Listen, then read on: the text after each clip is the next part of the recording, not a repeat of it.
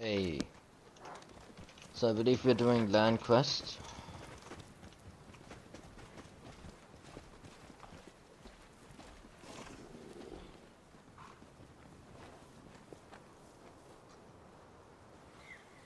Assured in the hour of your final communion has come. Accept your fate. I hit the wrong button. Guess I can look. Enter skips a cutscene. Space goes to the next line.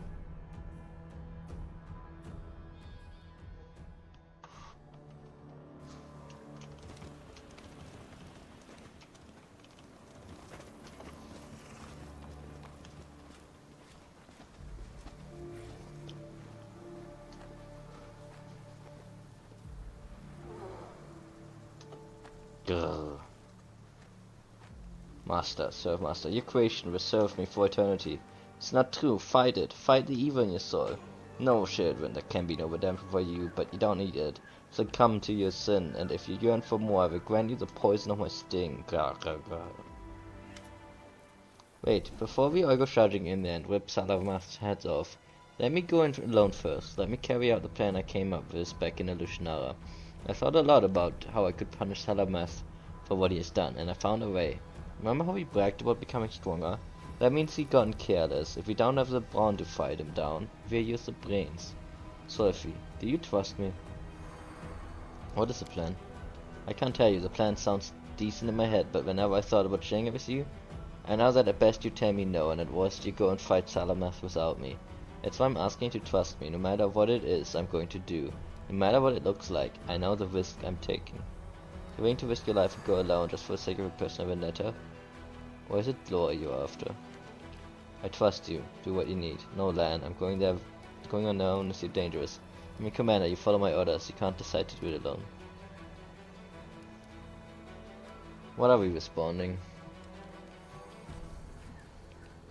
Go trust the land. Okay.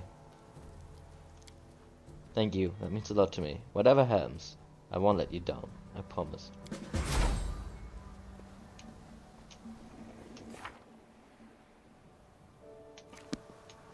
So, do I wait up here? Because he's moving very slowly. I sense something. Okay, probably not. I probably still have to go down there. It is done.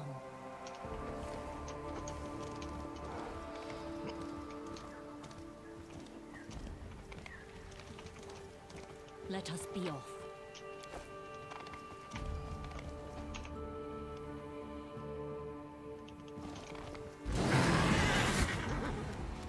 I will resist.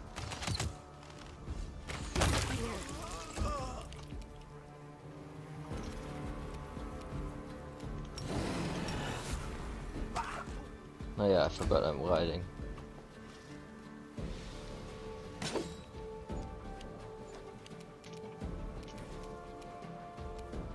You know what, I think you guys are pretty fucking weird, actually.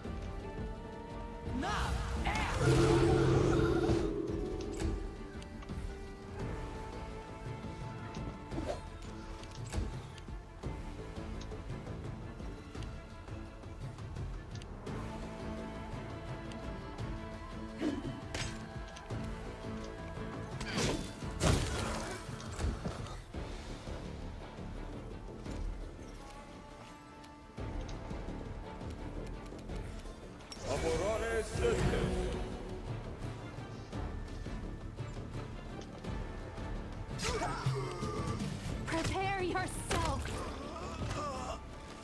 Killing is what I was made for. Forwards.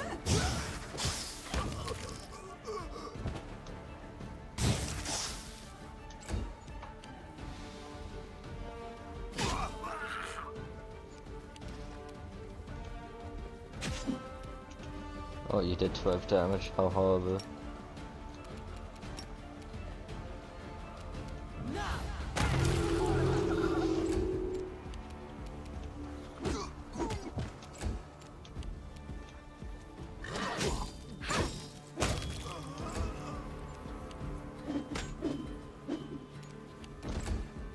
They can actually hit me. I mean, that's impressive in a way.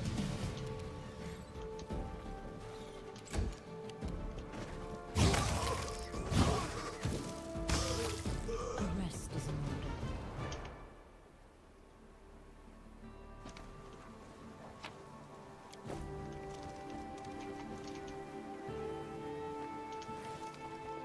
Let's move. And once again, the time for your communion has come. Those who have not yet professed their sinful nature will do so now, and those who have accepted their sin will grow stronger. Feast, my children, feast now. You are truly worthy of your ancestors. Soon our Galorian will bow before your might. Hey Dad, or whatever you call yourself, got a snack for me? Lan, what a pleasant surprise. I see you've slipped the commander's leash, ready to accept your blood, right? I will repeat the question I've asked you before. Which communion do you choose? The same as your fellow tribesmen? Should I reward you bravery with the poison of my sting? Sting me and be done with it. I either die on the spot or become the best of all mongrels like you promised. I like your dang spirit, Lan. I could use a general like you in my army. Accept then my poison and see if you survive the sting. Gah, harder than I thought, You still got some life left in you, don't you? Arise, my son. Do you know the difference between me and you, Dad? You've got slaves, I got a tribe. Wherever someone in the tribe needs help, I stand as one by the side. It's been that way forever, and your sorcery won't take that away. Netherholm, slay the demon.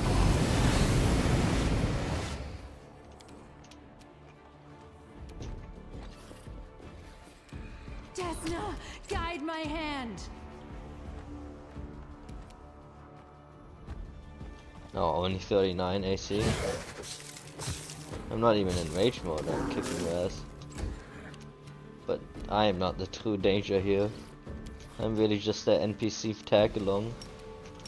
This is the true danger.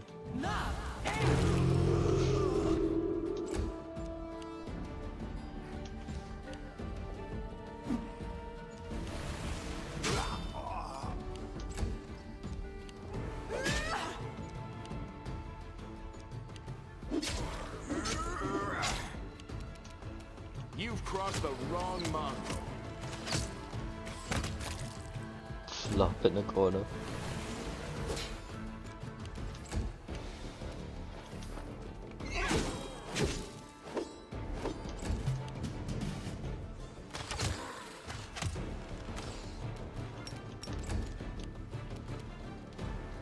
We won't falter.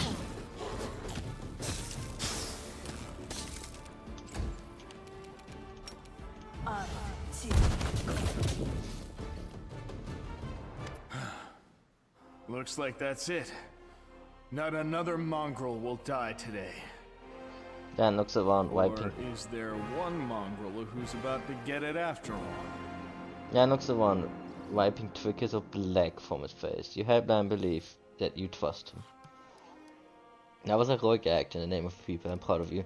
You could have told me everything. Do you really think I would have tried to stop your brilliant, crazy move like that? Oh, if you got that right, what kind of insane plan was that? Actually, not insane, suicidal. I'm not going to comment on your actions. How do we feel about this?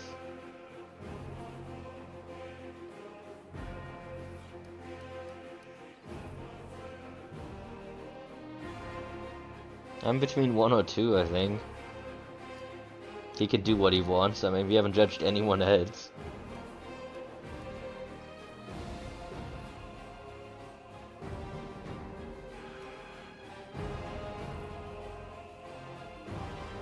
Don't know if I want to call it brilliant, considering I don't want him to go around getting stung by other dudes. It's kind of gay, but do you have an opinion? Test. Okay, yeah, my mic is on.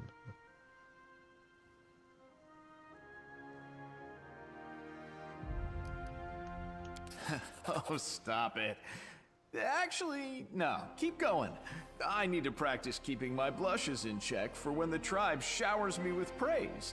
And if I can't, I'll just make sure to turn the prettier side of my face to all my admirers. Lizards don't blush.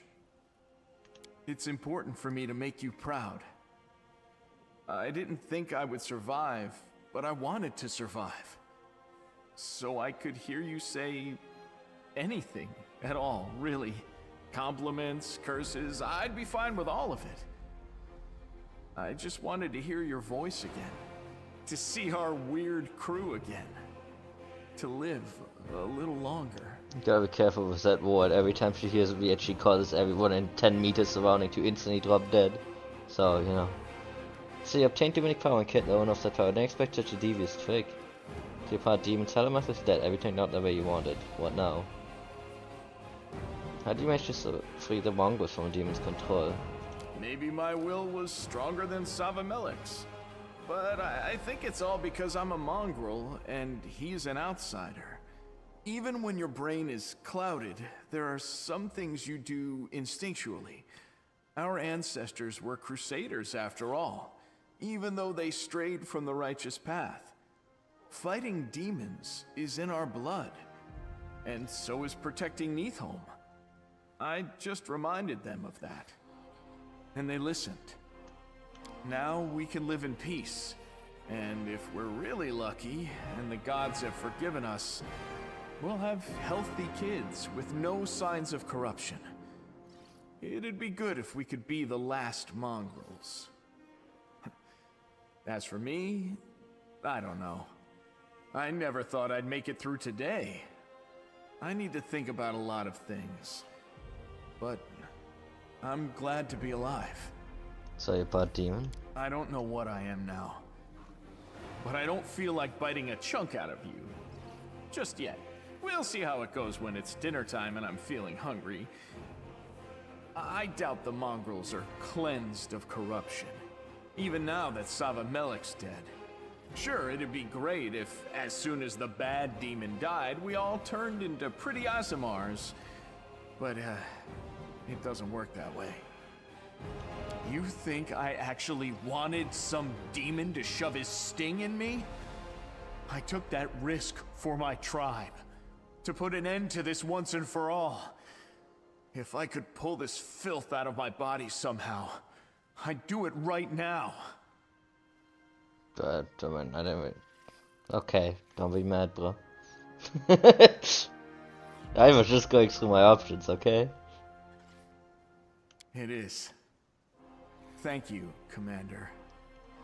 If it weren't for you and everything you've done for me, I probably wouldn't have survived this fight. I wouldn't have had any reason to keep on living. But you turned everything in my life on its head. And it's the best thing that's ever happened to me.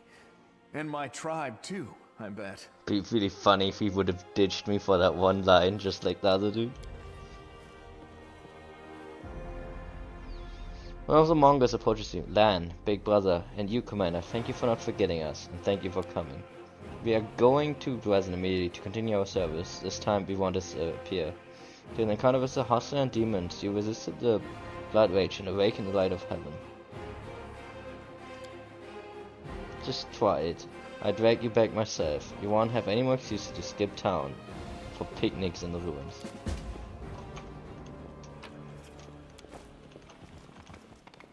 Right, we got this done.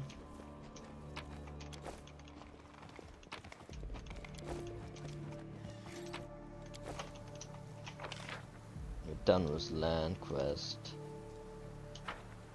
No more land parties for us.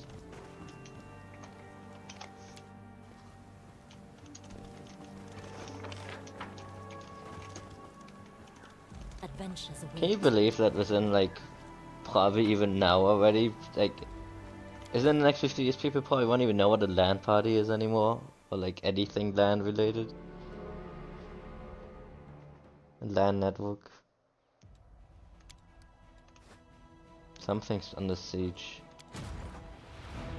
Hey, sieging LAN, that's.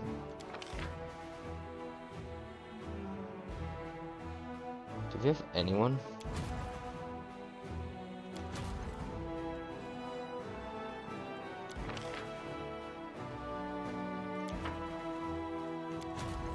I mean, I never even played in a LAN party, I just know of it from my older brothers. So it's... even I barely know what it is. Like, well, Only now of it secondhand, I guess. Okay, so that is done. Solve the 4 puzzles. Trap for the other. Closed prison. We need to go down there. Workshop of the bladesmith. I can't. Can I hope that I can maybe sneak in there?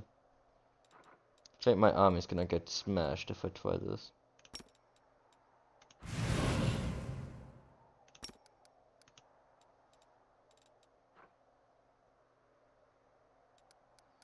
Why can I cast it on my enemy?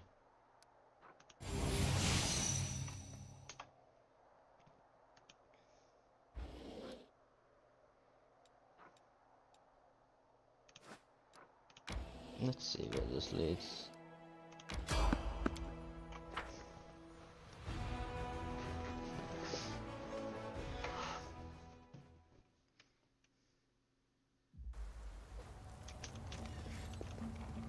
There's another one of the fucking ghosts. No, it's ponies. Unexpected sounds break from menacing monotonous atmosphere of the whirlwind, business-like chatter, the lazy neighs of ponies, and the clatter of instruments, and rising above all else a rather expressive voice.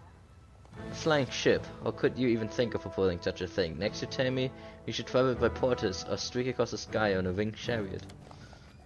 And don't look at me like that. I know what you mean. But this card has experienced things you wouldn't see in your worst nightmares. It's time to retire and put its wheels up beside the fire, axes creaking as it tells its card grandchildren stories of wild youth. That I can afford more reliable transportation than this wreck. To this I say great explorers and discoverers are set out on expedition on foot, and they don't complain about it. Yet you can't even survive comfortable ground-based travel in ordinary card. And with that, the one of the expressive voice turns to you and nods. He didn't expect to see anyone else. Jubilous Nathroppel. I'm passing through. I find kind of weird that he's voiced, because he's actually a companion from the first game.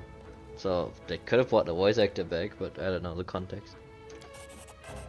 The name is familiar to you. He is an eccentric gnome scholar from Absalom, traveler, explorer, and popularizer of science, journalist, and author of a dozen books and countless articles. Due to his overly sharp tongue, he's been sentenced to death or exiled by no fewer than 3 or 4 nations of Galorian.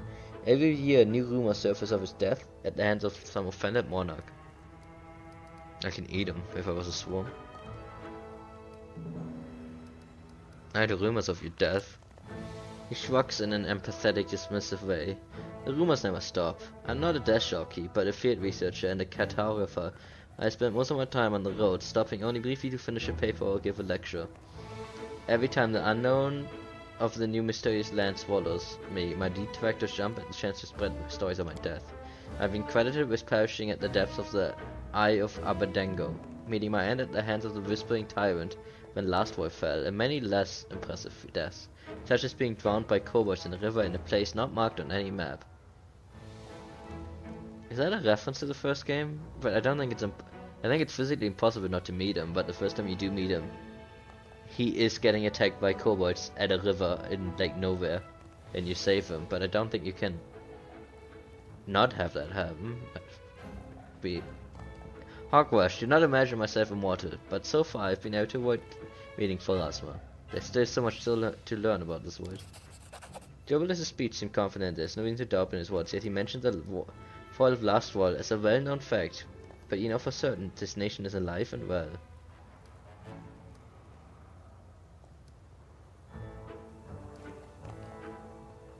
I just happen to be passing through. You just happen to be passing through, so deep in the world wound. What's bothering you? Of course I didn't mean to say this happened by accident. Passing through simply means I do not intend to conduct extensive research or educational work here. I just happen to make observation here and there. I have one of your books. Would you want to autograph it? Yeah, I have one of his books. An unexpected request, but admittedly a pleasant one. Of course I will. Why not? He takes the worn-out book from you and amiably expression suddenly vanishes. A culinary almanac of the dozens of articles on practical alchemy, history books, geography, reference books, and brilliant political essays I have published. You choose a cookbook. He glares at you and sighs. Of course my recognition is good. You want a culinary almanac, so that's what you get. Here you go. Best wishes, the author. What's wrong with your card? It's supposed... Oh, I suppose I should have led with this. Sadly, my card is stuck, and my assistant cast a peevish look at the three gnomes shuffling awkwardly. As it turns out, are completely incapable of applying the most simple practical skill in fixing the blasted wagon. I would appreciate your help, Commander. How do you even know I'm the commander? Did I introduce myself? All you need to do is attach the wheel, clear the road, and calm the poor ponies. Word won't see causes them such stress. How do you know I'm the commander? I haven't introduced myself yet. Obviously, it's about my acumen. Surely you didn't expect a renowned scientist to be ignorant of, as not to recognize the most significant historic figure in this region. I heard about you. You're a scientist explorer. Nino, absorbed in the scribbling, raises her head for a moment. Gibbler's Nathrop is also of distillation of magic liquid in the field. Yeah, that's me. I take it I have the honor of speaking with a fellow scientist. With a fellow scientist and a successful rival, a future successful rival. I intend to take your place in the department of the College of Mysteries. On my way to the headmaster's seat, naturally. By the way, the blood of mythic demons cannot be distilled by your methods, and neither can the slime of an ordinary nominous blob. Obviously not. Jobbins seems offended. On the contrary, he's looking at Nenio. Does not seem offended. On the contrary, he's looking at Nenio with growing interest. My distillation methods were developed for distillation carried out on the material plane. Liquids originating from the material plane. Demon blood does not meet the conditions. For extraplanetary liquids, I have developed a few methods described in my articles. National Alchemy. In 1847. We've got a whole century to go before that passes. Of course, that's correct, but the article was scheduled for publication in advance, Gibbler says as he sounds uncertain. To be fair, I do not require data on extraplanetary entities for my encyclopedia, therefore demons in their blood as such are not interesting to me. But I have not yet finished the section on cold alchemist. The main focus of their work is potions based on demon blood. To support my thesis that the average cold alchemist lacks any real knowledge on the subject, I need to make a breakthrough in the field. An approach worthy of the true scientist. I wish I could linger and try to reconstruct my method from memory, but I don't have time to spare. So you're an encyclopedist, and at the same time a practitioner and a field researcher. That's right, I'm Nenio.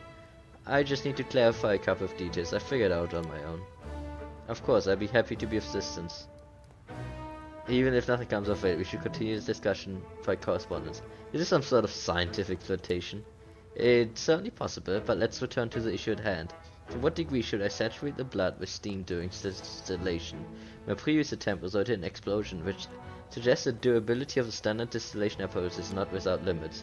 To what degree saturate? What? You're using direct distillation? I am. Dry steam distillation is not a viable option.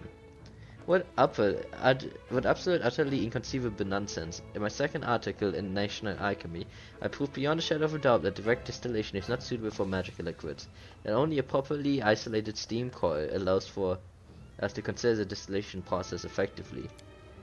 In the section on my encyclopedia detailing the use of distillation apparatuses, I completely unravel every argument of your work on the benefit of dry steam distillation. Ha! So you're interested in distillation, dear colleague? Excellent. Then subscribe to National Alchemy and wait until my article researches these parts. I'm afraid I'm in a rush and cannot offer you advice on the subject. So where did we leave off, Commander? I see what I can do.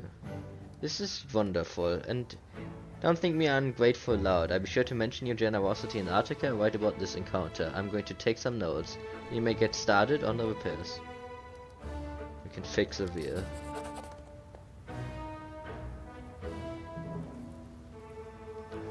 After 10 minutes of work and a little bit of ingenuity, the wheel slides back in place, none the worse for wear. A thought occurred to me, Commander. What do you think of your place in history? You brought a healthy healing dose of chaos to the rigid order of the Crusaders and opened the door of Elysium. Who would have thought? Is this an attempt to interview me? Perhaps my fate has been far from ordinary, but I'm satisfied with the path I've chosen and the person I've become. The way my fate has turned out and the person I've turned into, it's utter madness. I'm okay with it. And are those forced to follow you happy? Those who depend on you, Gibbler's adjusts his glasses. Or are you one of those people who goes ahead without bothering to ask opinions of others? Then again, who am I to lecture one of the greatest figures of our time? Be on your way, and Desna will aid you. I will stand here by the side of the road and take some notes. Do you revere Desna too? You must have traveled far and seen much. The goddess smiles upon wanderers. Ah, a sister of Desna, and for a very unusual kind. Jebus looks at Arushale with curiosity. Yes, I've been to so many places and hope to visit many more. I'm surprised at your admiration. Does Galorian truly observe shadows of the wonders of extraplanar travel for you? In the past I did not travel, I hunted, I saw no wonders. I did not understand the delight of walking the road, seeing new places and making new acquaintances. So you surely have seen more than I have because I could not see, my eyes were closed. Then I wish you to keep them open and see all you wish to see. It's worth it to spend a lifetime traveling, or even more than one. I can calm the ponies with my griffinness, that doesn't normally work, but sure.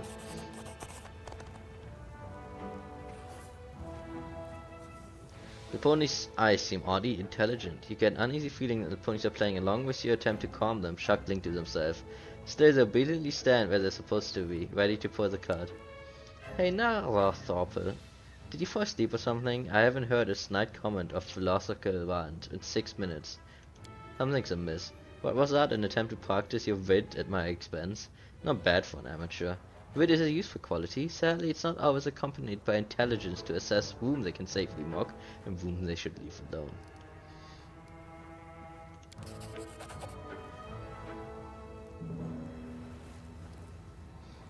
The efforts are underway and the pile of junk blocking the path has been swept aside. That's it, I did what I could. What? Oh yes. Well, I suppose I should be on my way. How unfortunate I haven't yet satisfied my curiosity. But you can do... Again, you do...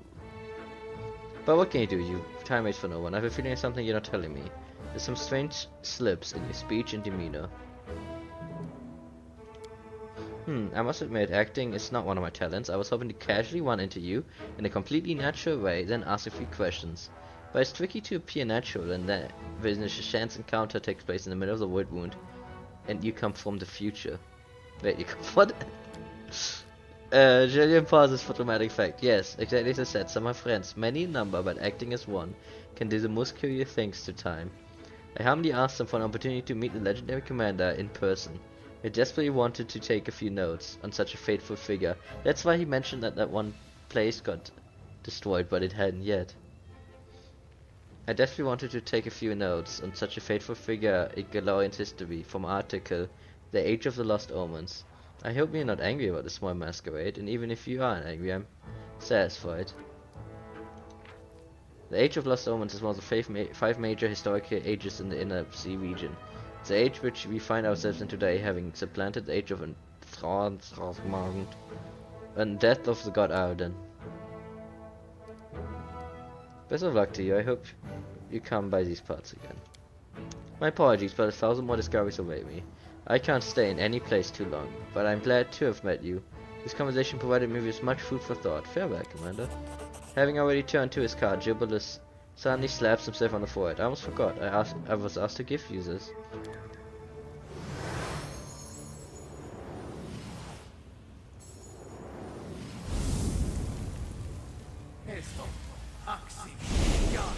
He was not a time traveler last time I met him. Pretty sure. Made of solid gold, it looks like an idol. More than an idol than a decorative figurine. Okay, I got a toad. And by last time I mean in the first game. I actually did not meet him when I played through the game the first time. Not why. There was a unique Aeon interaction there, but I've never seen it, so I don't know what it is. No time to explain, just get the toad. Well, I got the toad.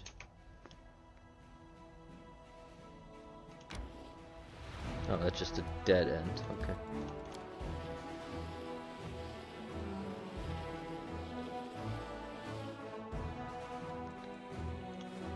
Okay. Stage play, the next door theater. Crowley reports the work on the play is complete. Now they are waiting for Commander's arrival before they hold the premiere.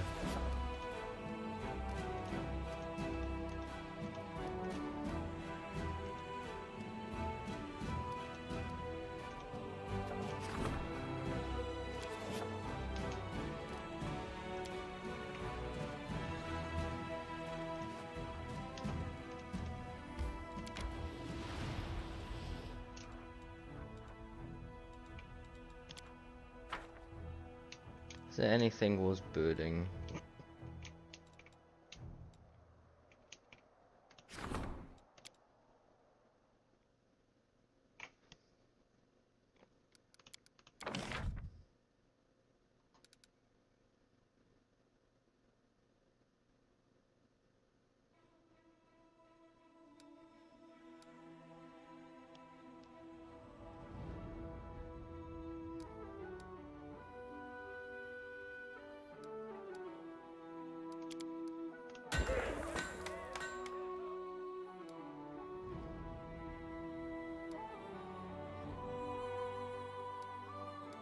Honestly, I don't know, because I'm not really invested in this.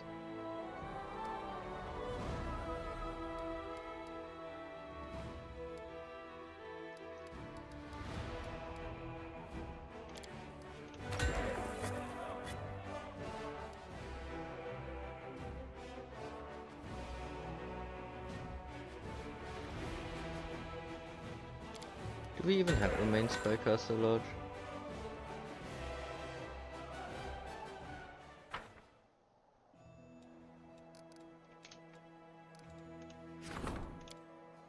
I think we do. There are Spycasters I can recruit? I didn't even know that.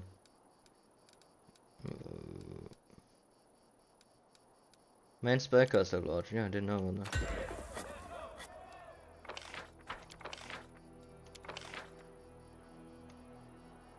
Jesus, I have so much money.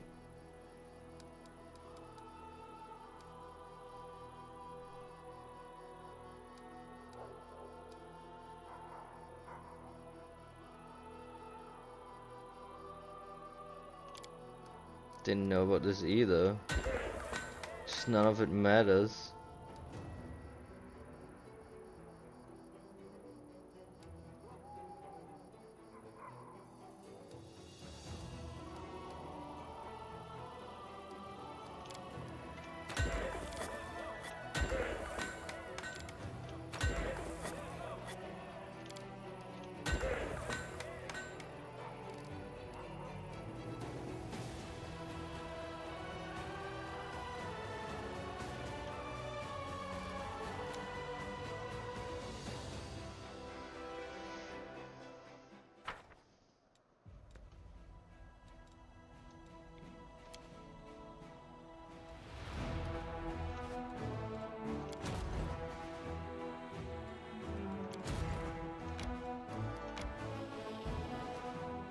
So is she gonna lose this fight?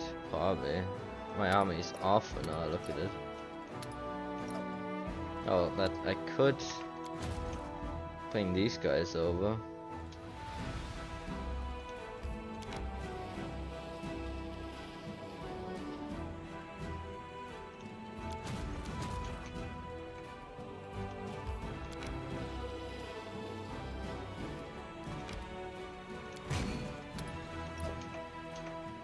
Now they might be able to.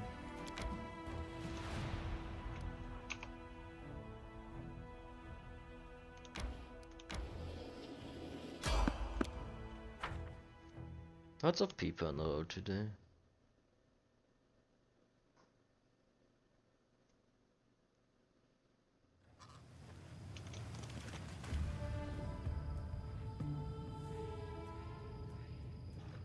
Lord Bathman has sent me to bring him your head. You won't escape, library hunter. Your bones will join the myriad of others. Don't remember this encounter either. Those are some tough bitches.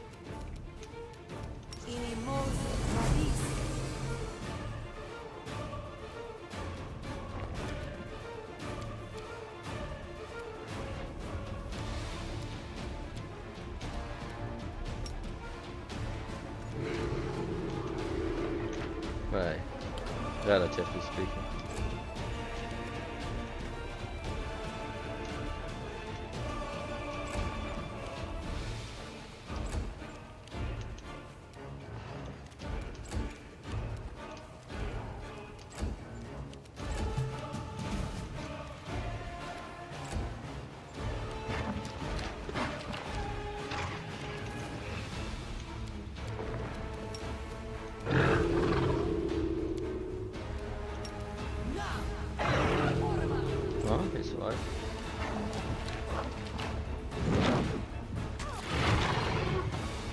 Ooh.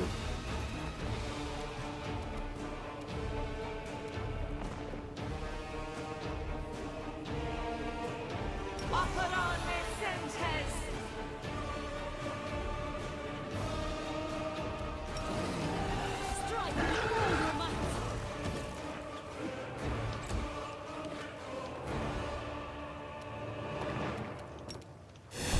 Into the fray.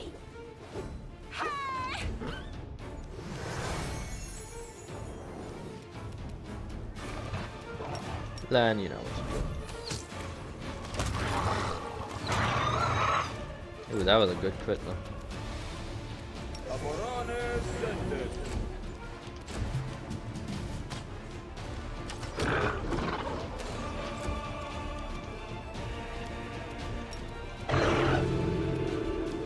Just die, man. Thanks, mate. Where the fuck are you, Red? There you are. We can do it.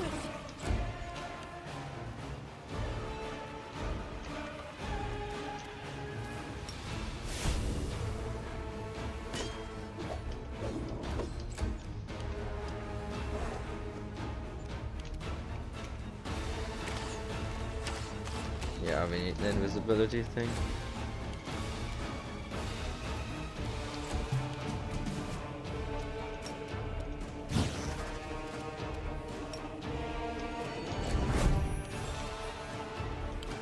Oh, let's try this first. He's actually very immune to this.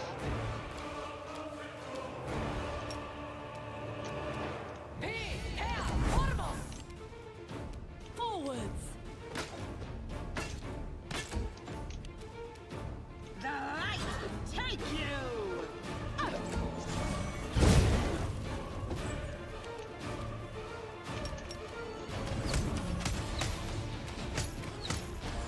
Not so tough if you're not invisible, eh? Make your peace.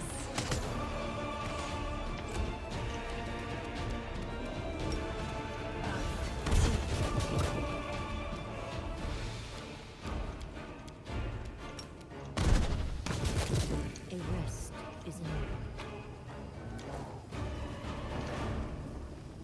When I keep from the body of a powerful minion. March on. I wonder if this lets me get into the... Like, I wonder if this is because I haven't been to the Ivory Sanctum thing yet. Ivory Labyrinth, I think. Because last time I done that quest very early. And this time I haven't done the quest, so maybe this is a way to get you in there earlier. I mean later, if you haven't done it. Here we get this.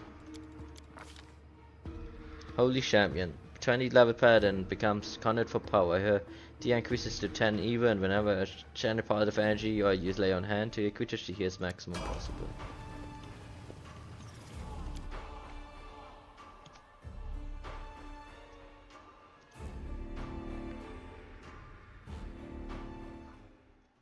The fort has been besieged.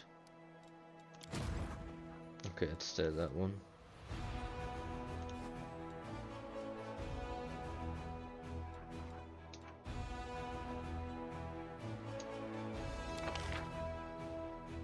Yeah, it's currently up there.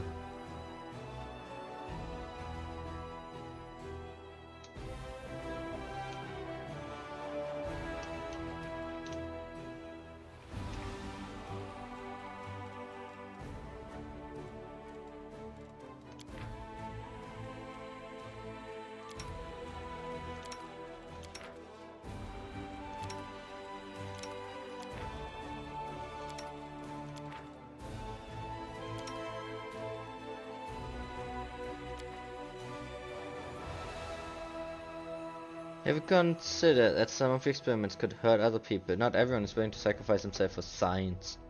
Apologies, cleric boy. What did you just ask me? I wasn't listening. I was busy mixing experimental acids in the communal cooking pot.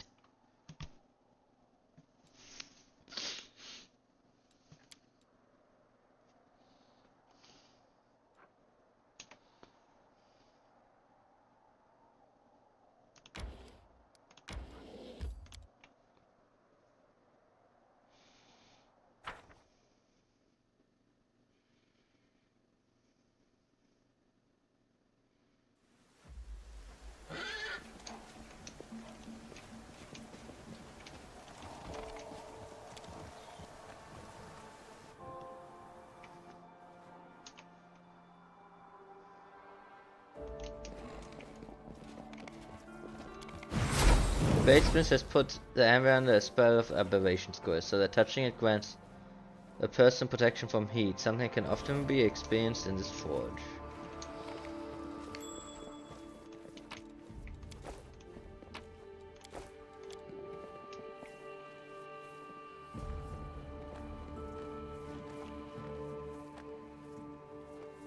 Tag on the score reads specimen, Finian, Dismar. Wow, that's the first one I read. Will you look at that? A third specimen returns to its maker. Place him on the workbench, Commander. I will examine him and see what I can do with him. No, this is impossible. It's a mistake. Finian laughs. This is a joke, a prank. You all put a tag on. You all put a tag with my name on some skull. That's a good one. He bursts into mad, desperate laughter. That's exactly why I only leave their mind on a level that is sufficient for carrying out orders, to avoid shameful hysterics. This is no prank, 367. The skull is an anchor that stops your soul from departing from Glorian. You have long been dead, remember? Finian's cackling turns into a strained howl. Finian snap out of it, realm or not, you're still you. Yes, I remember now. He wanted to create a realm that could change to fit an owner's need. A sentient one at that. He needed a phantom blade, and I was one. Bravo, you remembered. It seems you're not quite as flawed as I thought. So what is it like, Commander? What will it be like, Commander? Will you give him to me, or must I take him by force? I presume we're not handing him over, but I will ask a few questions.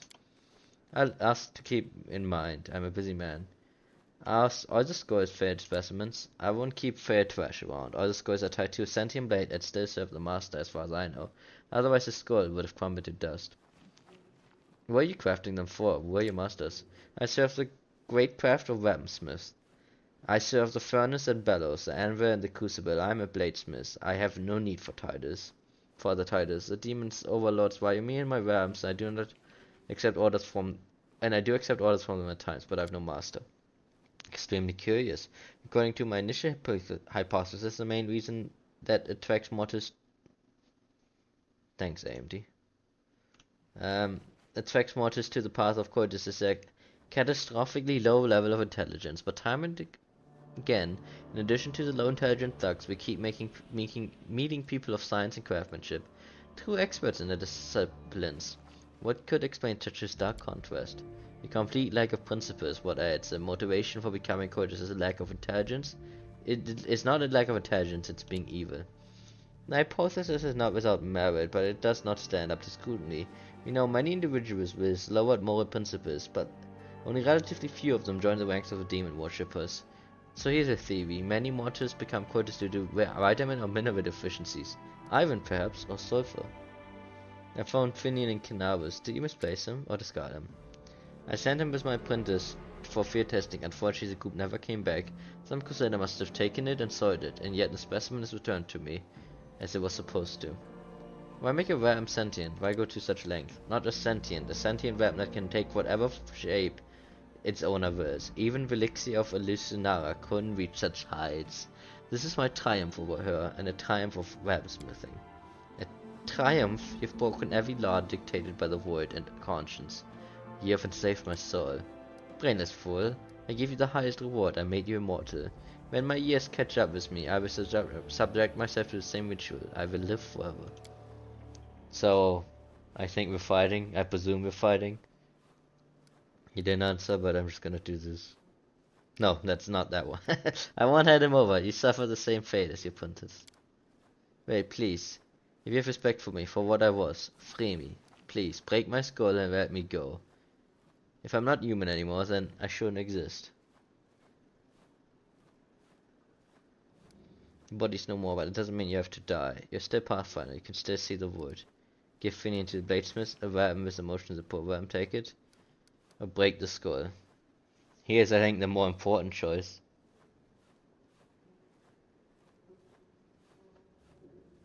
Do we give him peace? Or do we tell him he can still be cool?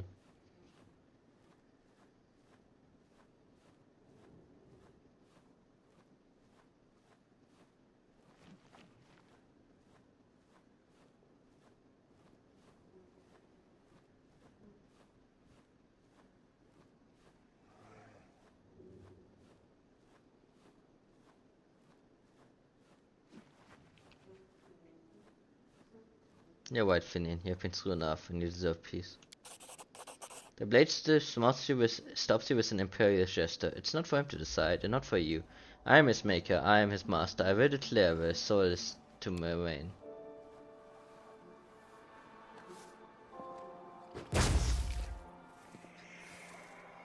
Blue light drifts from the shards of the skull. Slowly takes the form of a human figure. You see before you a tall, square-shouldered man. Phew, it's such a relief. Now that's always been put right, Commander. The way it should be. I don't know how to thank you. But let my will stay with the power. With the weapon. Let my will stay with this weapon. My resolve to help you. I will always be with you. Thank you and farewell. It's been a thrilling adventure. You think you can ruin my creation with your impunity and leave alive? I lost Finian the talking worm, and I gained Finian.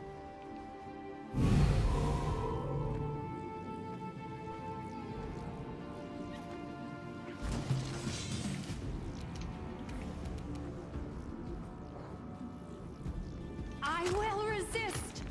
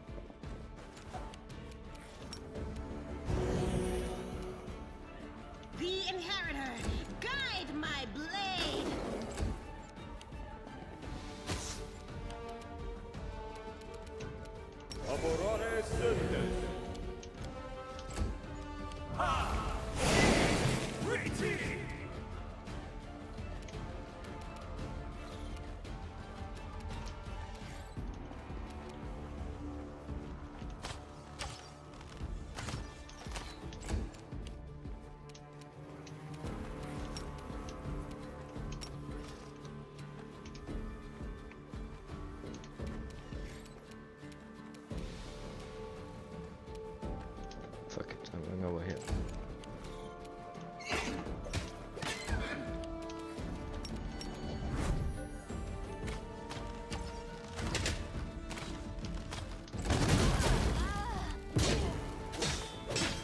I can still...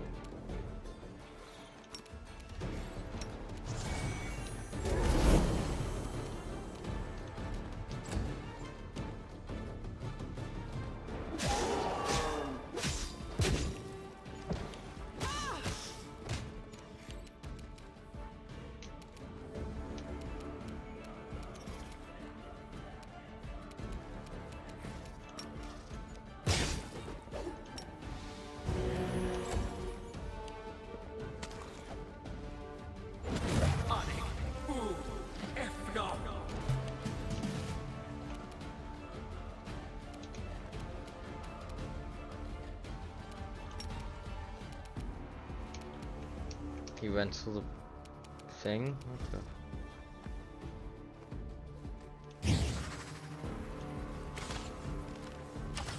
No, he does have some kind of concealment.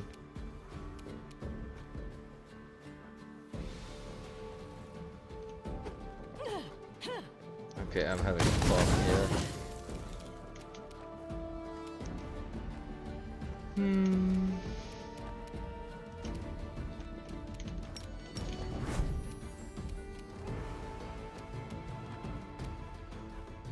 You won't survive me.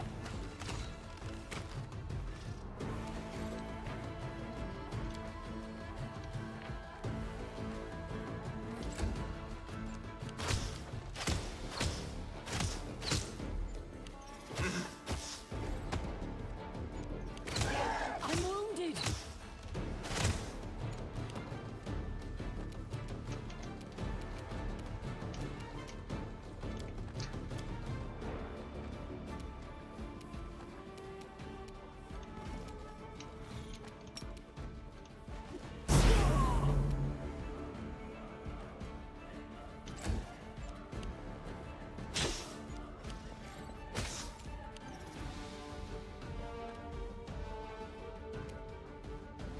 He's evil at least.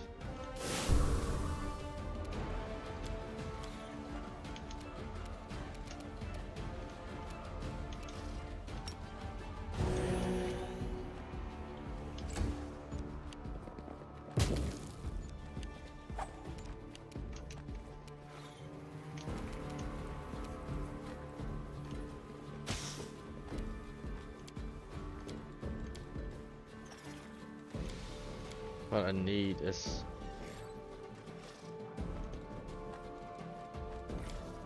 resurrection, but I fucked that up.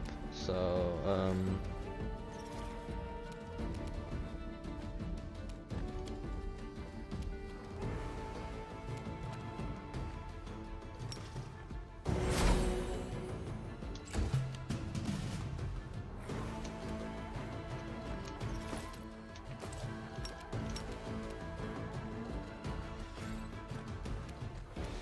Prepare yourself.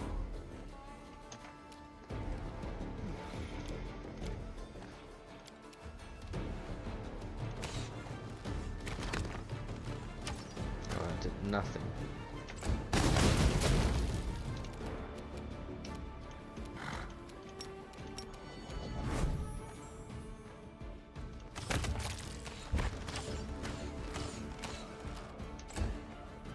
Nah, it's pretty much anyone was doing shit.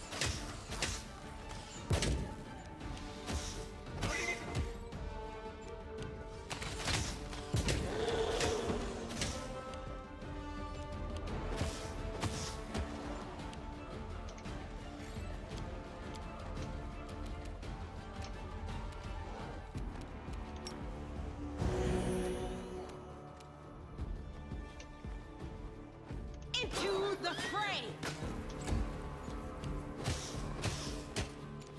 Okay, you can resurrect her. Hopefully she gets a turn.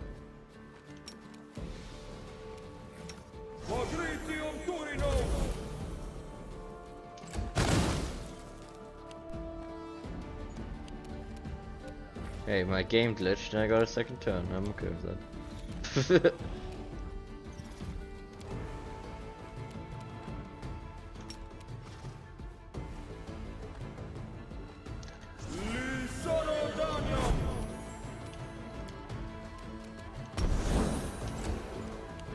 God.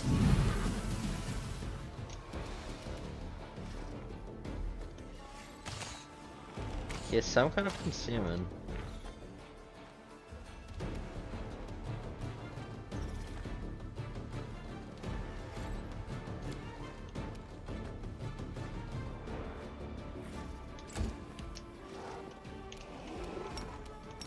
Okay, what's left? We just need to kill these bows. Okay, that's good. That's half the damage gone. I need your assistance.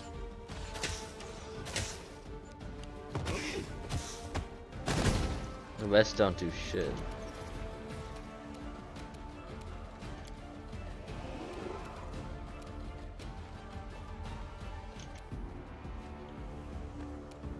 Oh, he has actually terrible saving throws. Fuck you. Sit down. Go!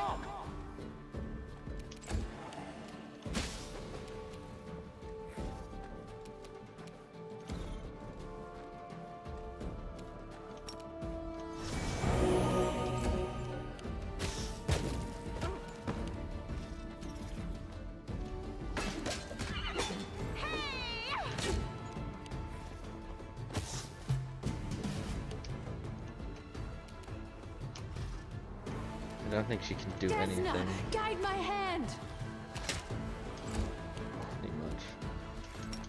Endure this. It's because he said like I need ghost touch worms for this, so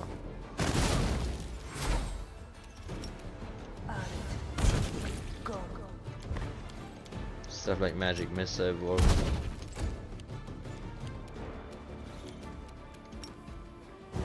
But it's fine now. The bows are really the only thing that do damage. Make your peace. Make every strike count.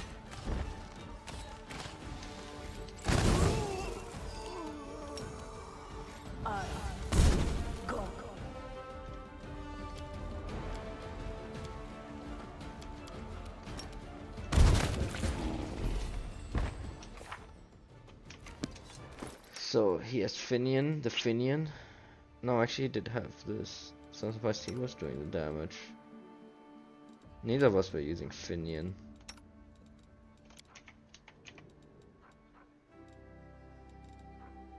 Finian. 5-2 Brilliant Energy Heartseeker. The Brilliant Energy weapon ignores non-living matter, armor and shield bonus to AC, including the enchantment bonus. Do not count against it because the weapon passes through. Brilliant Energy weapon cannot harm undead constructs or objects. Heartseeker weapon ignores the mischance for concealment against most living targets. A +5 enhancement bonus. This weapon was once a seed of Finian soul. Now the soul of Sarkonian Pathfinder is left of them. It's fallen silent forever.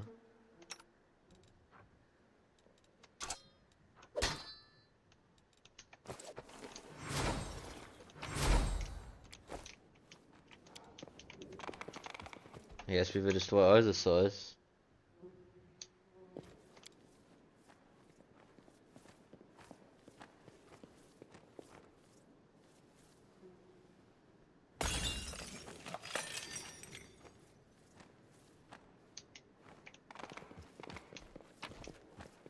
Okay, magic essence.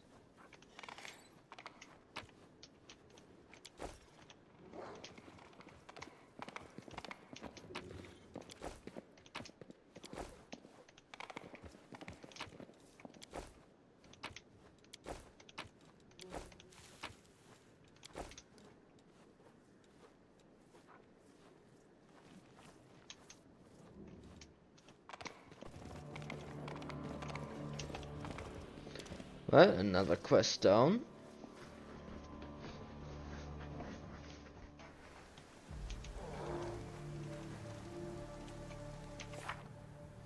The experiment number 367 has come to its logical conclusion. The deeds of the bladesmith may serve as an important lesson to all practitioners of alchemy and magic. Mistakes and unfinished experiments always end up being a detriment to the researcher. Find the entrance to the prison, launch the final assault, do the festival, solve the riddles, bring Darien to a place marked in the Inquisitor, go to the rock with Sealer, and go to Gundrum.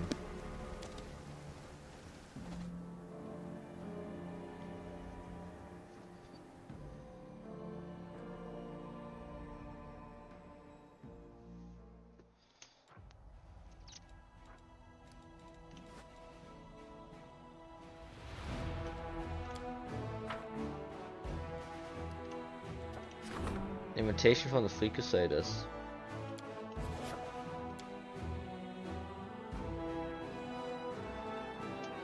Okay.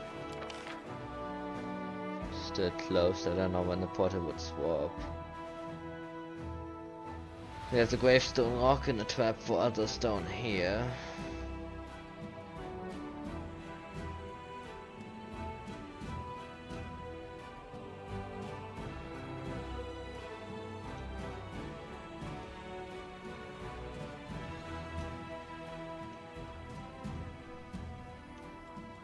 This is that, but I want to do it last.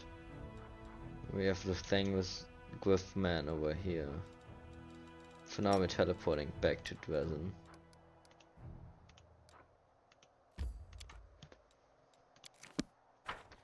Then I guess I would do Griffman.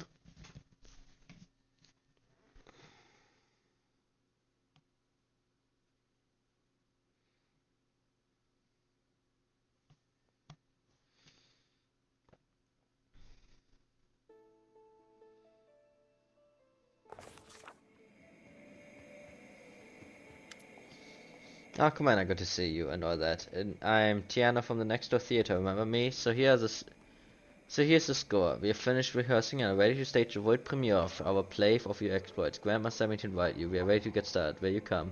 Great, let's leave. See your stupid play.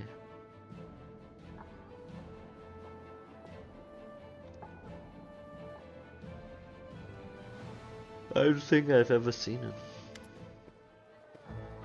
Grandma Gretlin's smile shines in pride and happiness. Her new ladder shines equally bright, and she holds it like a scepter. Ladies and gentlemen, the day has come. To every participant in the crusade has awaited for with bated breath. The day when the Next Door Theater finally presents you with the newest production. Hooray! Theater, I wonder, if I comment on everything that happens, will people decide I'm impolite? Dragon, fine, I will behave. Theater. Amber laughs melodiously and claps her hands. Graber casts a long, thoughtful look at Amber. The elf's joy is reflected on the dwarf's stern face with a light smile. The massive prop catapult behind Grandma creaks loudly and somewhat ominously in time with her words. At least you hope it's a prop. Today we return to the recent past. It is one of the many first victories won by the Commander. The show is dedicated to the grandiose, incredible, mind-blowing, exciting, large-scale, grand and legendary events many of you probably witnessed firsthand.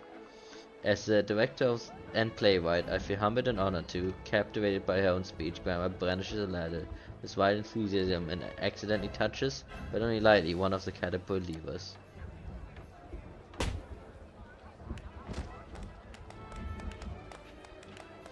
You hear a theoretical loud whisper from the ranks of the actor. Does anyone remember what we used to load the catapult? I have a better question. What did the projectile hit? I see something that resembles a plume of smoke. In the last place similar to the one we left the crates our props are in. In a place similar to the one we left the crates our props are in. I put my cherry pie in that catapult bucket to have a secret snack during performance, and now it flew away. The last sentence is followed by a loud sob. Stop panicking, the show must go on, even if we are left with our costumes and props. If something does not go according to plan, improvise. Having whispered these instructions quite loudly to her crew, Grandma Gretlin gives a beaming smile to the audience. Nothing more than a few fireworks to celebrate our premiere. Now, shall we begin? Throw rotten tomato at you. In the year of 4715, that's what I said, by the way. In the air near Dresden, a figure appears in front of your army, waiting for orders. It's the leader, Knight Commander Sophie. My heart burns. Lambkin pauses, moving his lips quietly. Before inspiring a new army with a stirring speech, the commander pauses, preparing the most important words. Say nothing. That's the most important words. Unable to recall his lines, Lambkin seems thrilled and begins to shake at random. Warriors, give up. I am the actor Lambkin. The commander's speech was certainly inspiring, but she understood it wasn't enough in face of the oncoming dangers. She needed to ascribe the goal of the army and give real hope to the soldiers, and so the commander exclaimed. Grandma throws an encouraging glance at Lambkin, and Lambkin throws a pleading glance at you.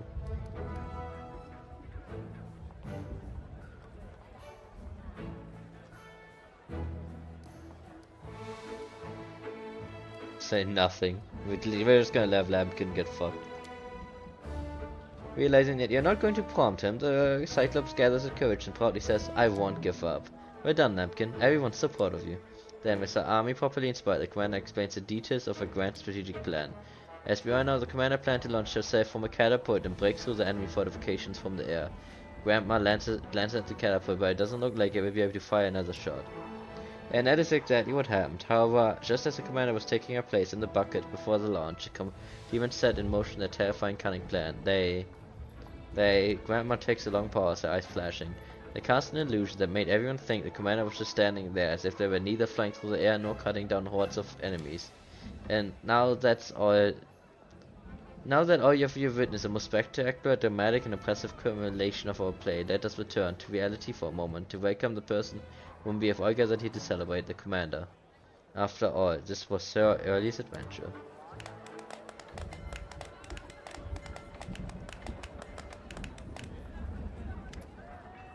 So, what do you say? Do you like our show? I've never seen a worse farce in my life.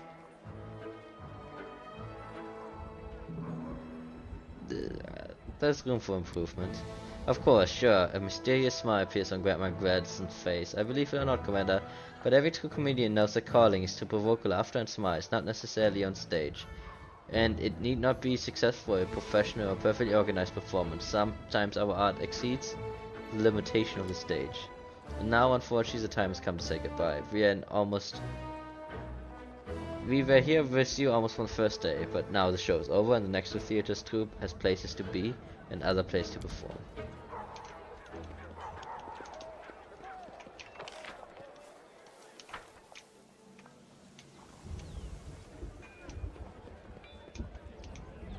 Can you eat them if you're playing Bug-O-Bug?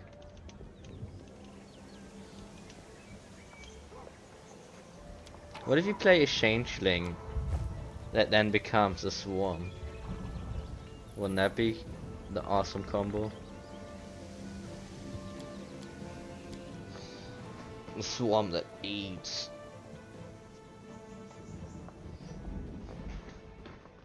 The Thorax playthrough.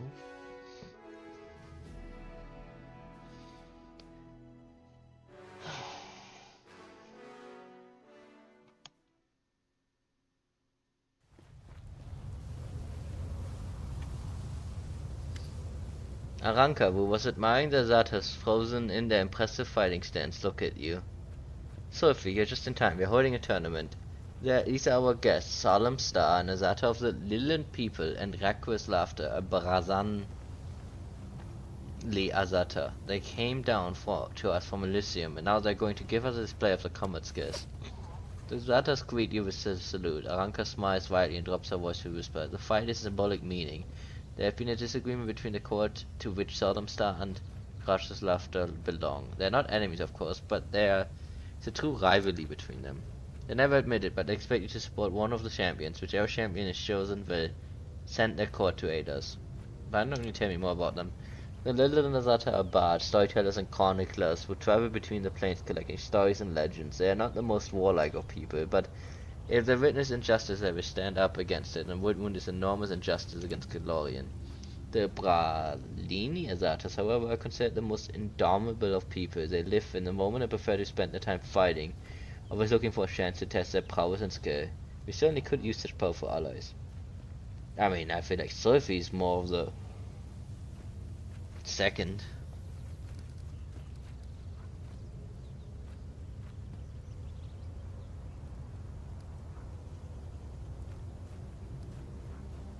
May luck be with you. Oh, Rightous Laughter, we wish you victory.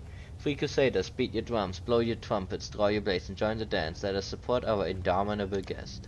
It's good to have you back, Sophie. Things haven't been the same without you.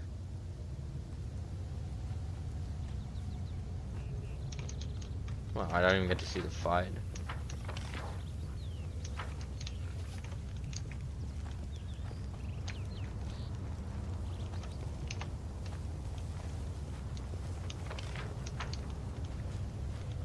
It's a boat. So we would train the courses like this, yes.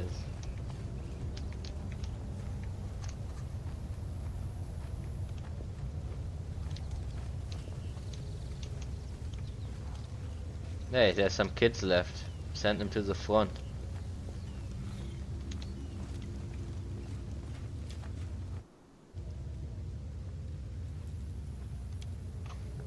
Hey, sister. Are you moping again? Snap out of it. Come over here and have a drink with me. I can't get drunk from your alcohol. But the offer of company is very nice. Thank you, sister. If you can't get drunk, that means you haven't tried hard enough.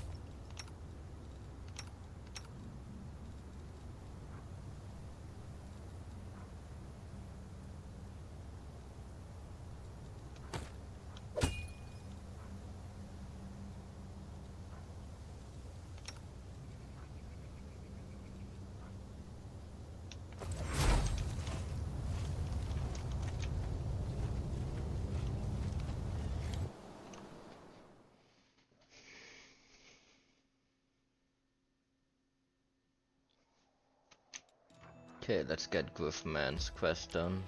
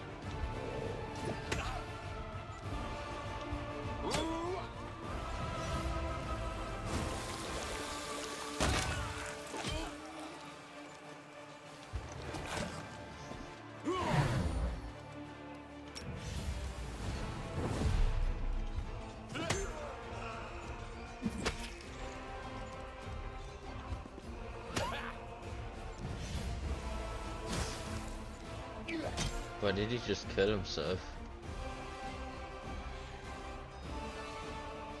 Why did he hit himself with that? I'm very confused. Even the game is sick of this gameplay.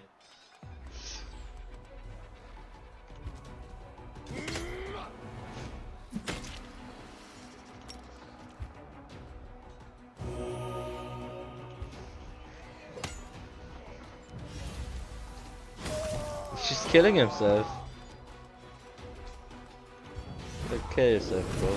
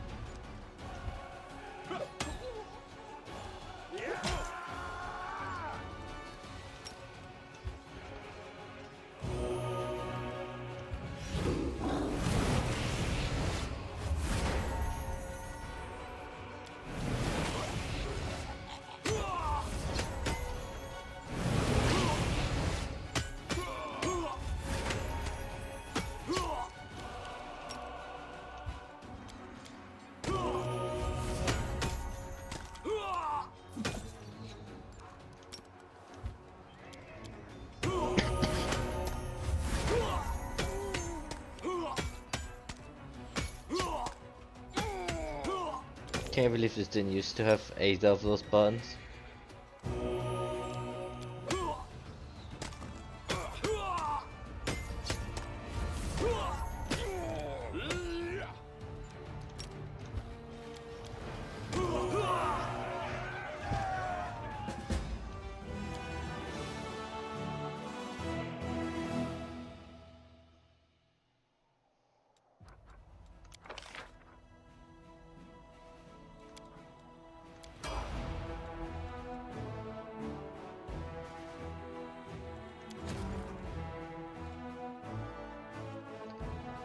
I might end up having to take that out, so how do I get there? Over here?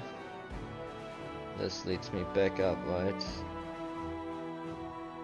Okay, so this will march me to Dresden.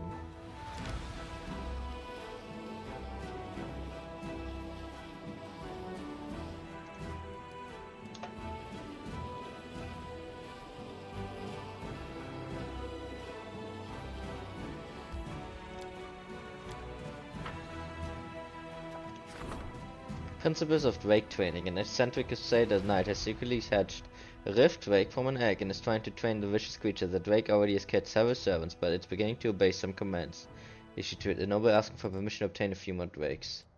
Keep the drakes in chain and use its venom. Wow, that's fucked up. Convince the knight to train something more peaceful. Kill the drake and punish the knight. Permit the request. All generators get a pet drake.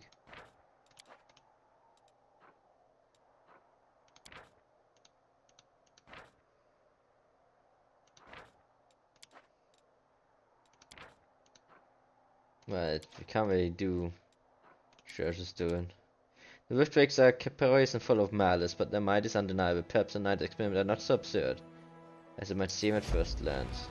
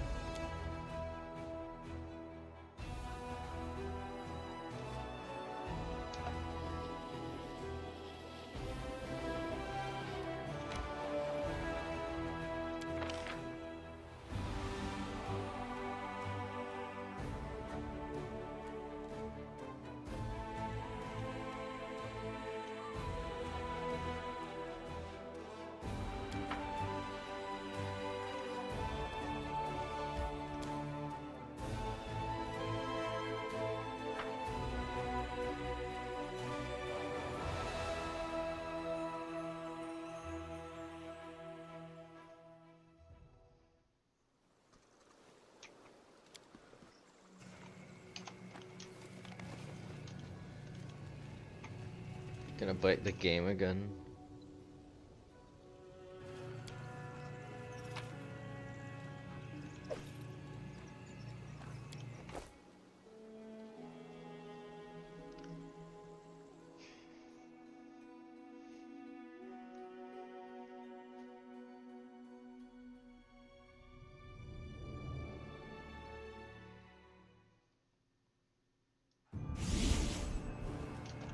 Onwards.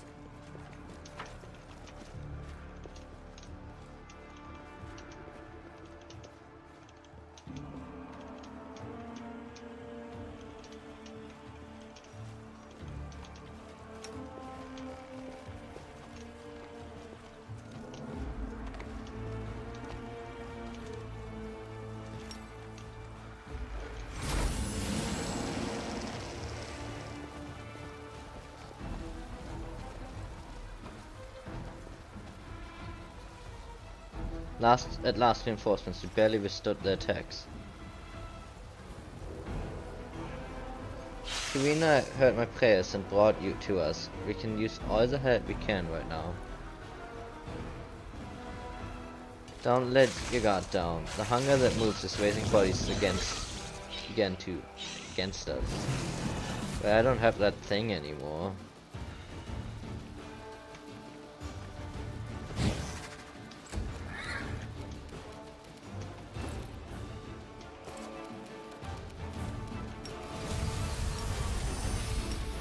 At least I don't have to equip.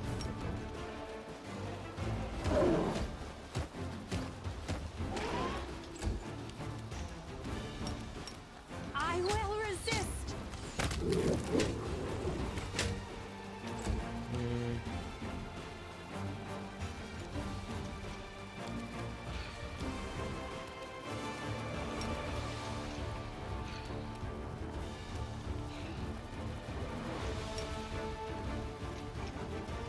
How do you guys feel about this?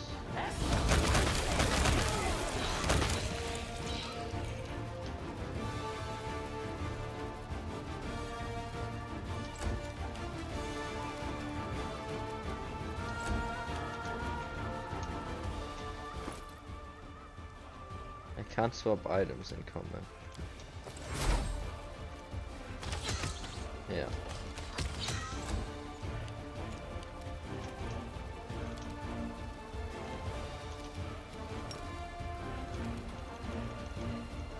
Can't move.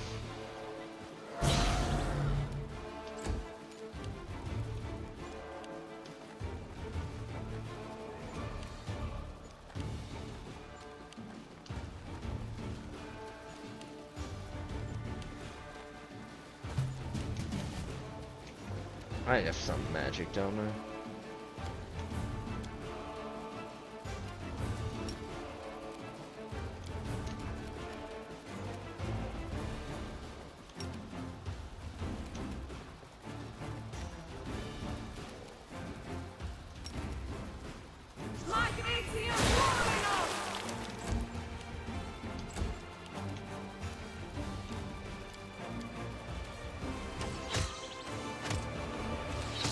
You do some form of damage.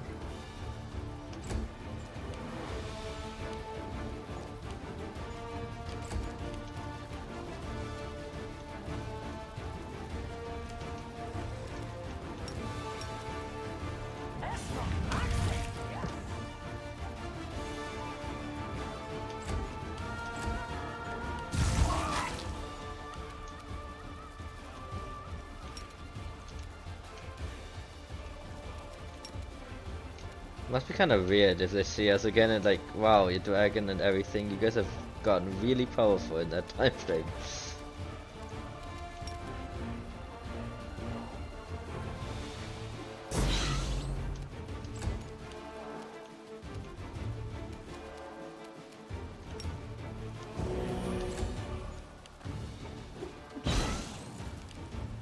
I like how they're still using useless stuff.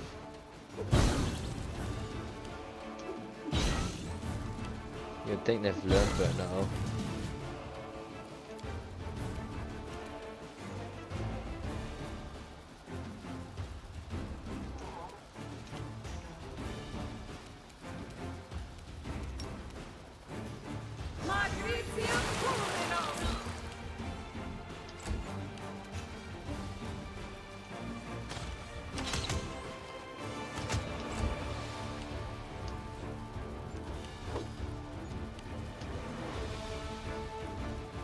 Don't worry, you can do this again.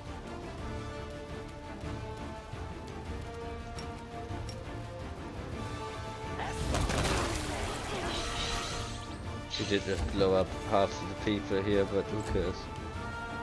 Blowing up is what they do.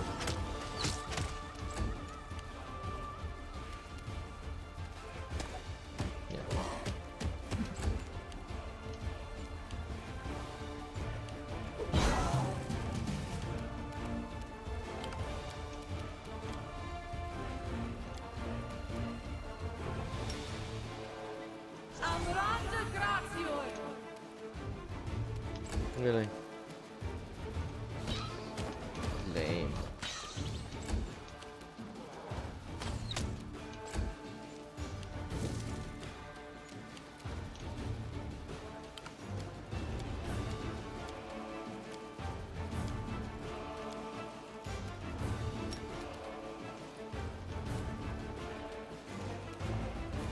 Nice try. Didn't work though.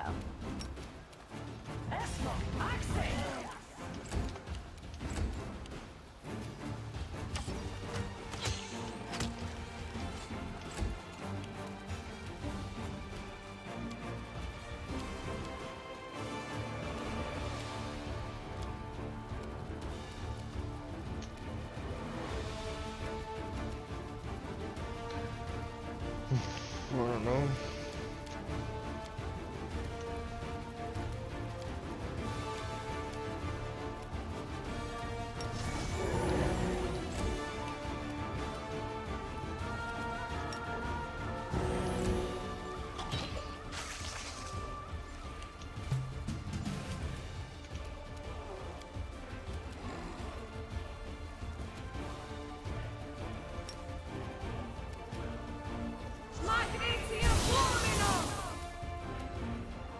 Cool effects though.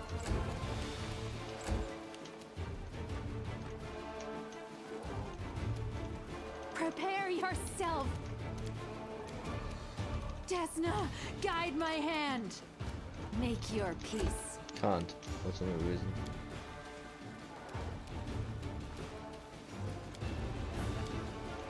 Oh wait, if you turn to dragon, that should work.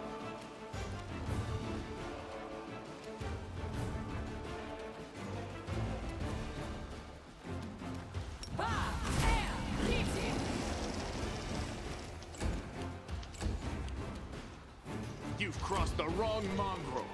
Can't shoot at him.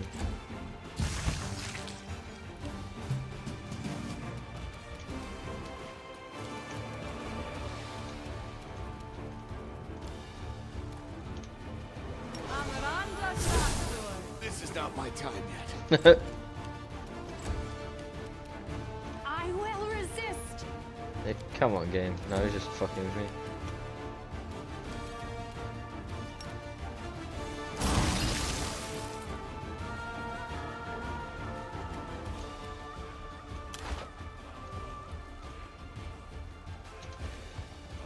I think he's just glitched.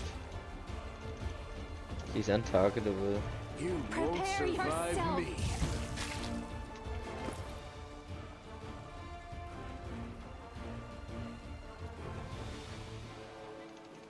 Right.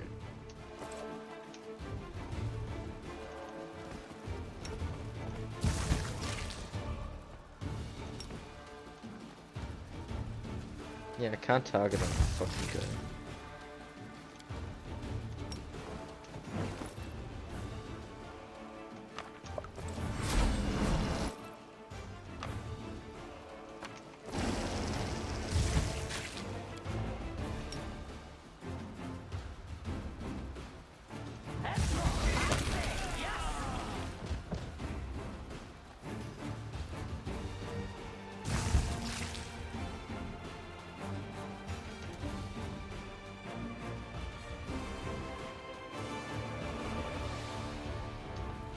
Yeah, I think he's Mind over muscle. in the body and I can't hit him. Like he's immune to our damage now.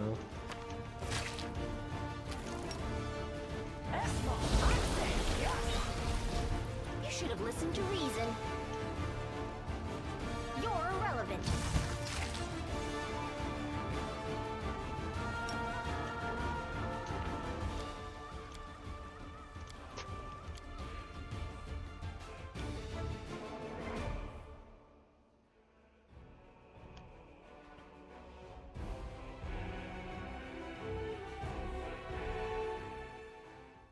White swarms.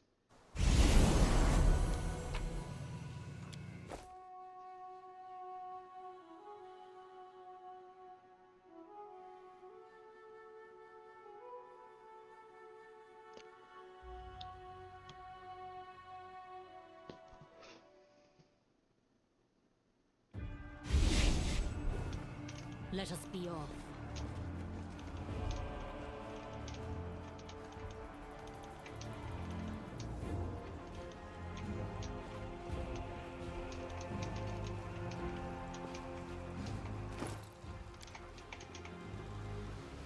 I only have one left.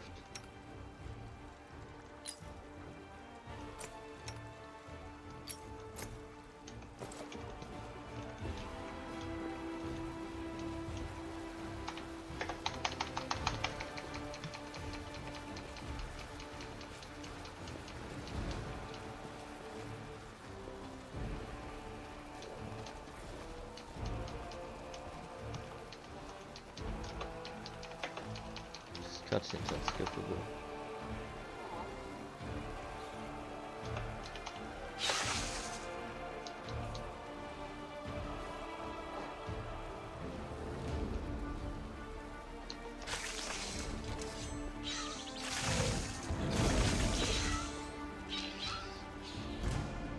Nah, and you can just do it, but yeah.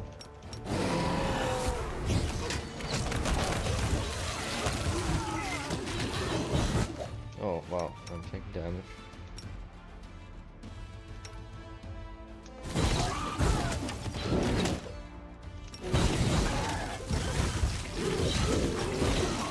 This condition is irrational.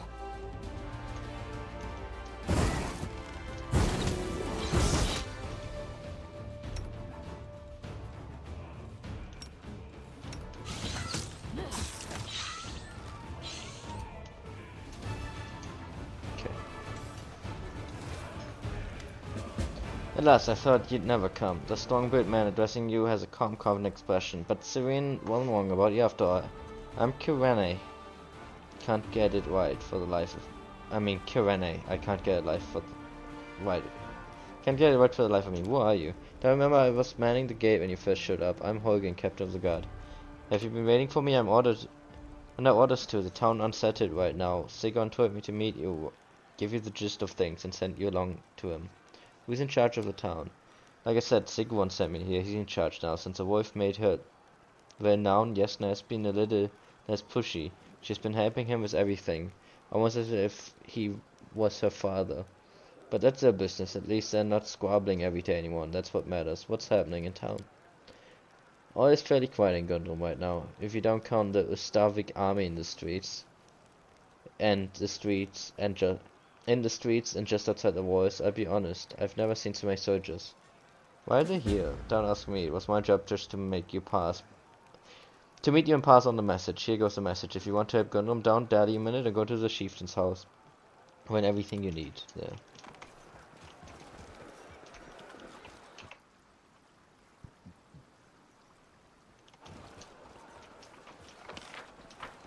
I mean, despite that, okay, I literally can't go there. Okay, thanks.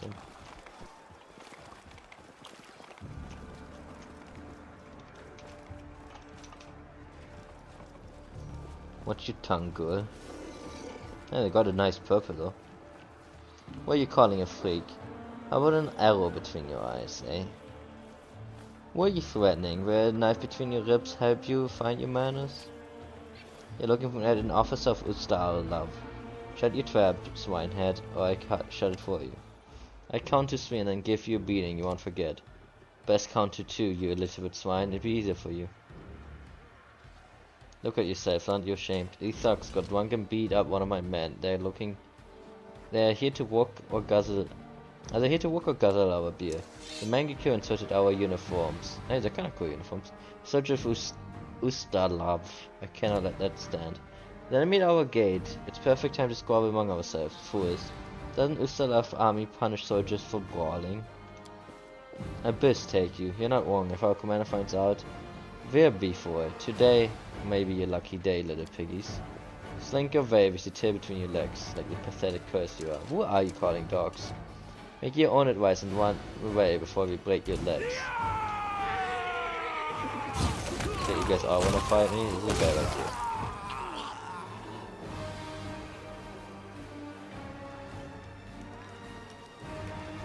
What do you think you're doing? Stop it at once. Disperse all of you.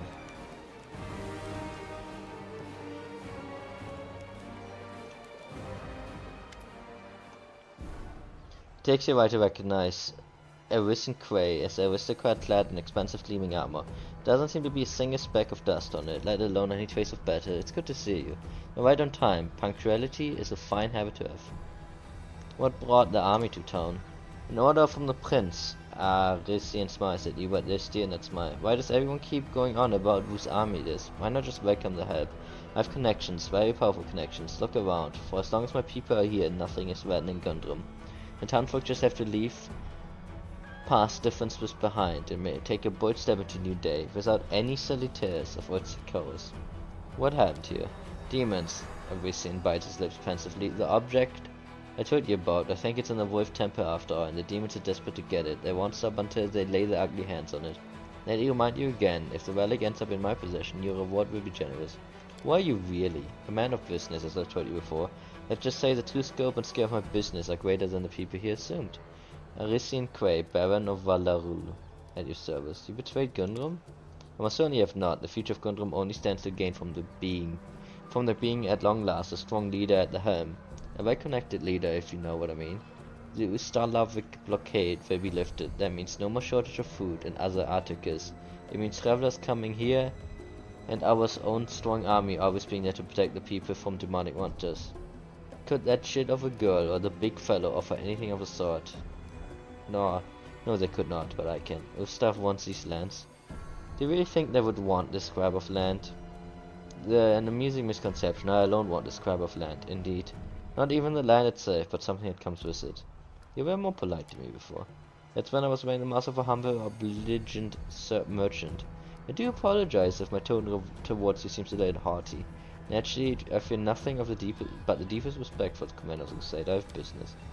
Don't be all. Good luck.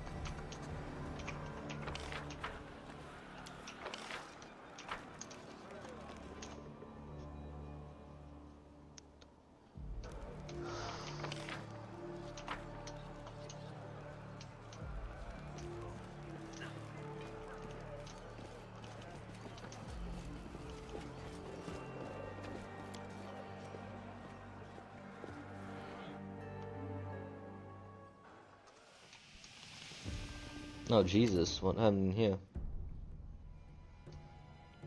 Sigmund squeamishly presses his boot against the body of the slain demon and pours his sword with visible effort. You've come in the nick of time, can't argue with that. So how it did reach you, just as Kyrene said. He says the goddess's name is reverence that would seem unlike him the last time you met. The goddess is never wrong. Yasna wipes the blood off her face and the back of her hand. She's uncharacteristically quiet in Sigmund's presence, as if she finally acknowledges authority. Are you two alright? The void is yet to see demons. Knock me off my feet. Sigmund chuckles and cleanses the blood of his blade. That was a jest. He has arrived just in time. See, we manage even without your mages. We seem to be getting along better. Ever since Kyrene named me as her chosen, Yasser has been nicer to me. The goddess is never wrong if she thinks this uncouth hulk of a man is the hope of the Sokoas. And who am I to question it? What's happening in town? Things have been relatively calm until these beasts attack.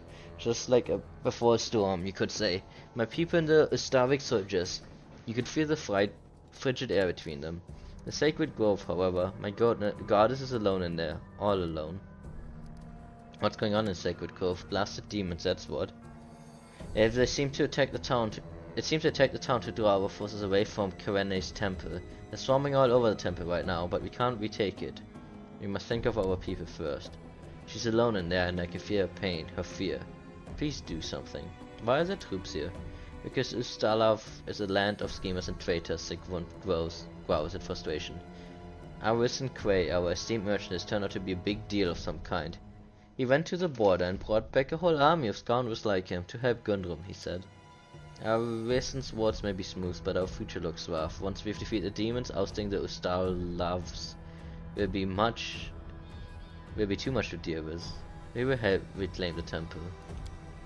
The words of a true warrior. Together we can do this.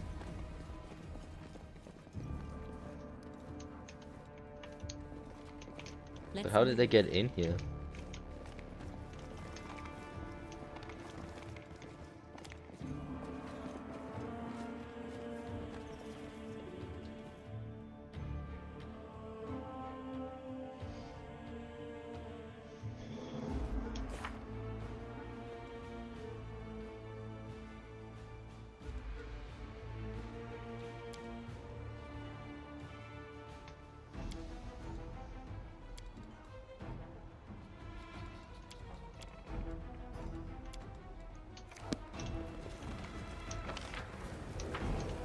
Probably gonna call it though. Kinda exhausted.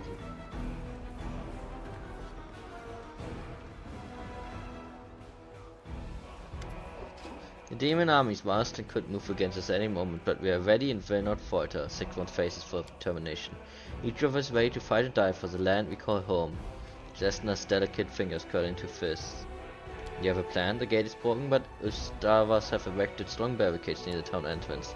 I work with alchemy from the Ustalav and our hunters. We made a special combustible compound. When attack begins, I will give the sign to set fire to the mixture and it will send walls of flame soaring up to the sky. The enemy won't be able to get past without losses.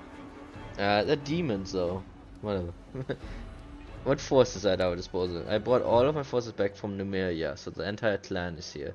There's also a squad of locusts being trained by Huygen and of course the Ustalavs. A whole army of them, no matter how much their presence angers me right now, they can only be of benefit.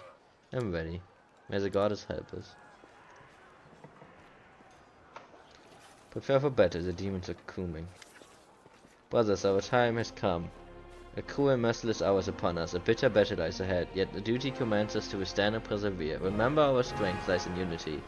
Aid your fellow soldiers, stand shoulder by shoulder, and the enemy, no matter how strong, will fall at our hand. Listen to me carefully. As long as we live, Sokoas has not yet fallen. Our big fish is lung with air and lets out a roar that seems to shake the earth, and it will not fall to death. The demons see Gudrun as easy prey. They think they can come here and slaughter everyone without even trying. What do you say to that? Are they right, or will we show them how sharp Gudrun's blades are? Inspired by your words, the defenders' faces are lit with enthusiastic fervor. Let us rise as one, brothers. I did bring a dragon.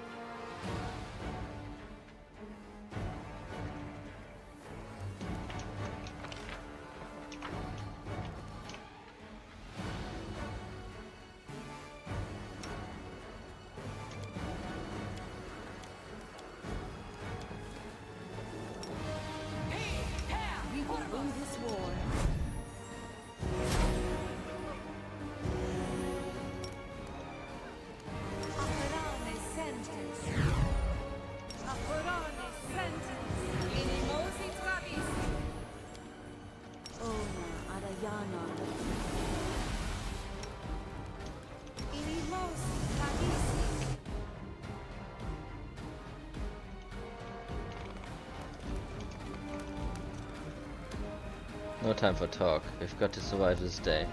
Stand it ready. The enemy's coming. We will defend Gunvor.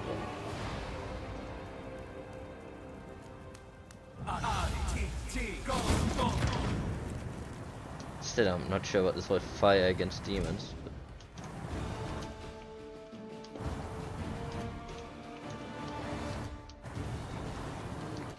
Oh god, that was a swarm. Fatal fire is more fun for me than anything. But... wow, he just fucking deleted.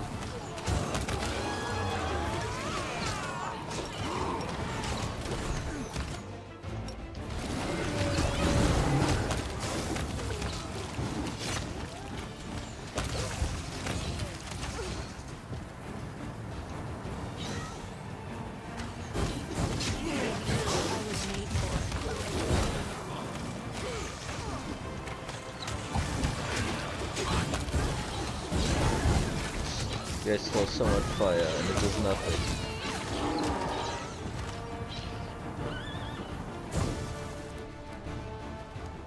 Catch your breath, lads. Reinforcements are here.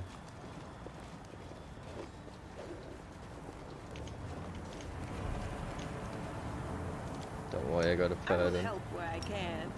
So I got a horse, a level 20 horse.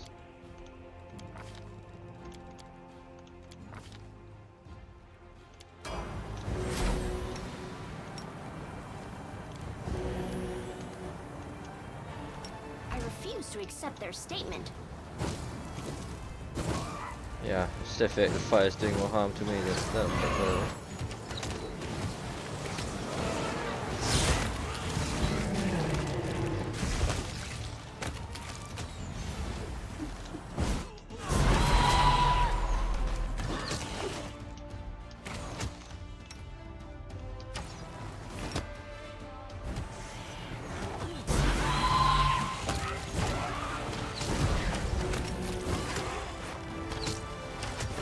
Let's just going fucking apeshit. Please don't stand in the fire.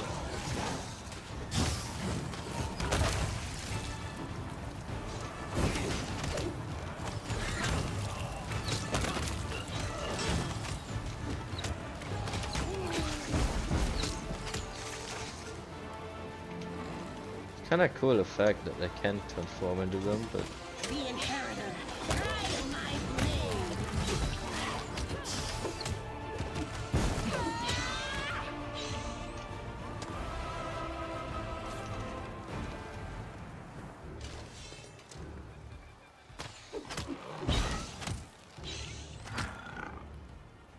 keep going. We are one step away from victory.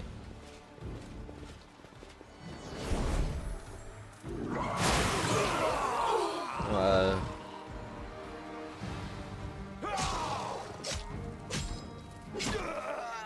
try. Forward, tear them to pieces. Bathe in their blood and innards. Pull back, we can't hold them.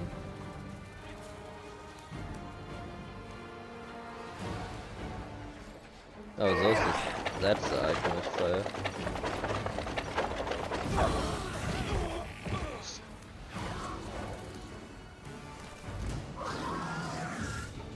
The swamp I carrier. will resist.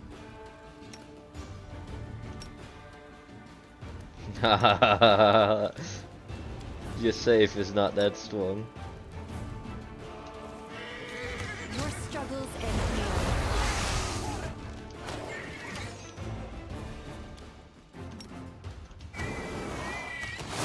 This'll leave a Oh bruise. Jesus, you're not weak though.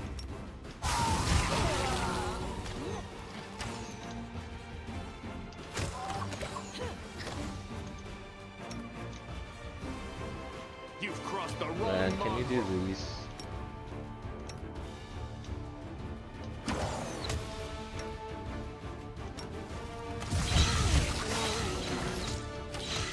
I'm alright.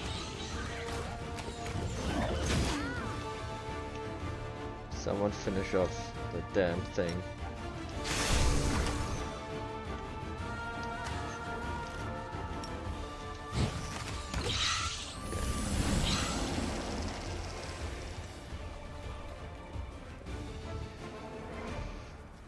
We defended the town, but the main battle still lies ahead. We need to hoof it to the shrine. We got our final level 20, I think.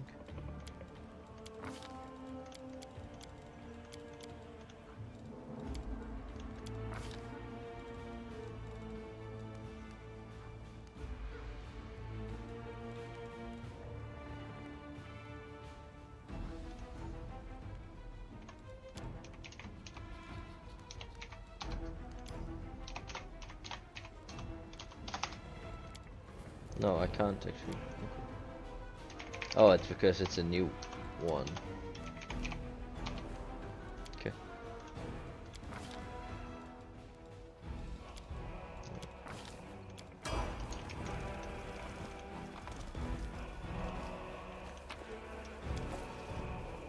Was that the dude? That was the guard dude, wasn't it?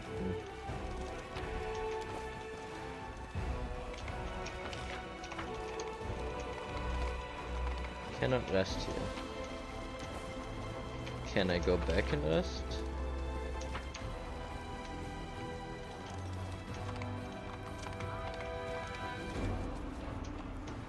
Probably not. The light take you!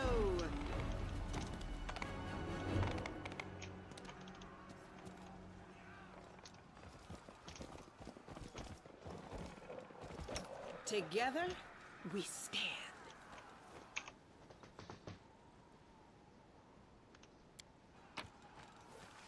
Yeah, that was Holgen.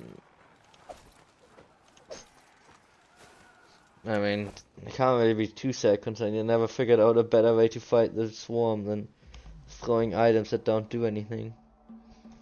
I don't know what the devs were thinking.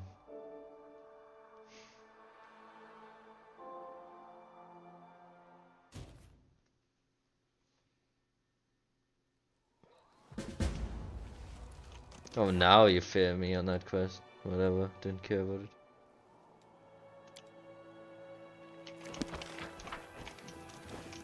Am I just gonna be able to walk through here? Because that'd be nice.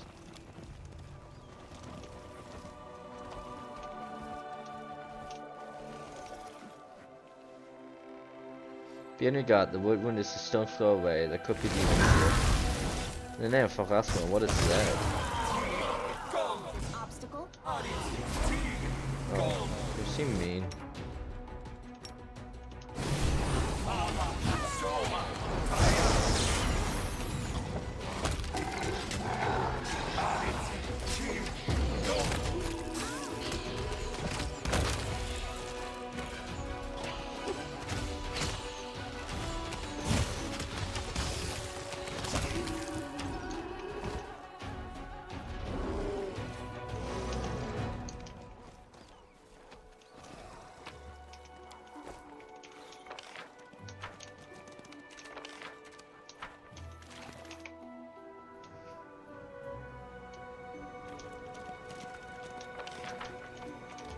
No, I just...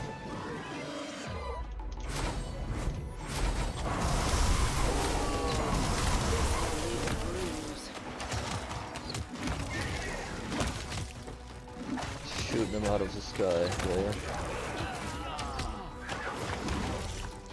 Please, help me!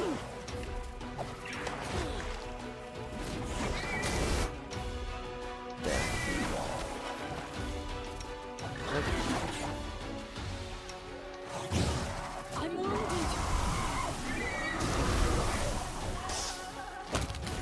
Yeah, they're actually gonna win this?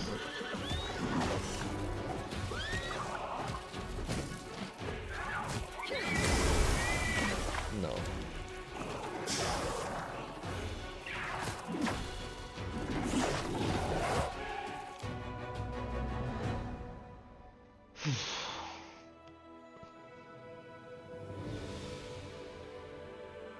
I kinda just want to make it to the temple.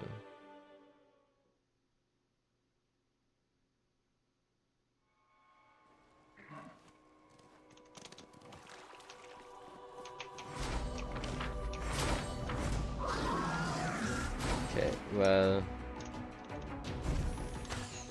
all you need to do is cast weird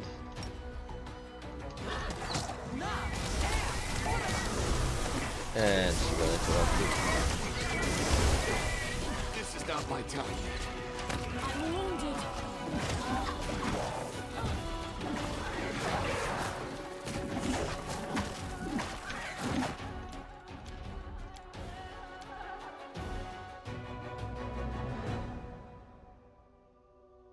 I can't retime it, I just need to cast some buffs.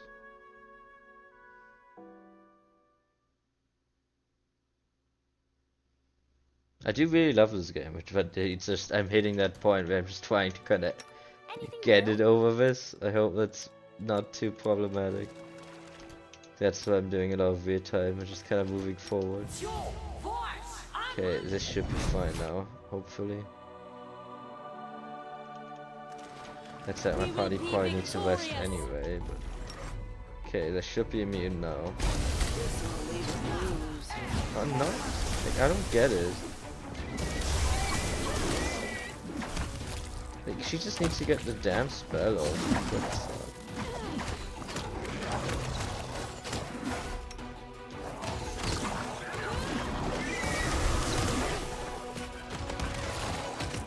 I might still be able to win it.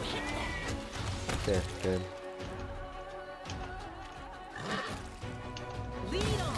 So do they have insanity or what? Confused. It's not too bad. They're just gonna give each other for a bit.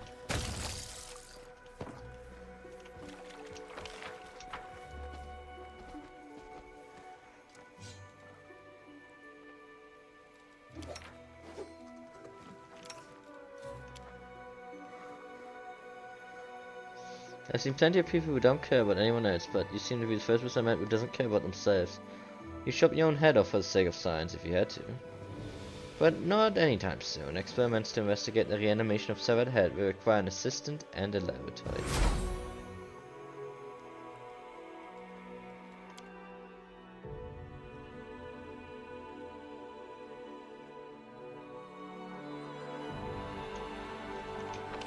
Okay, that should be able to take me back to the temple.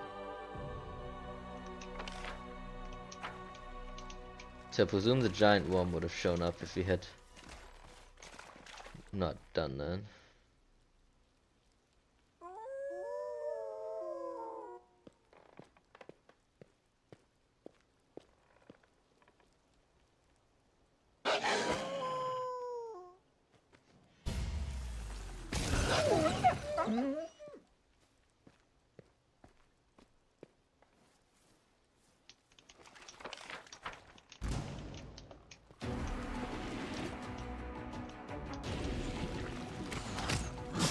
Really? Don't do this to me. Fuck off.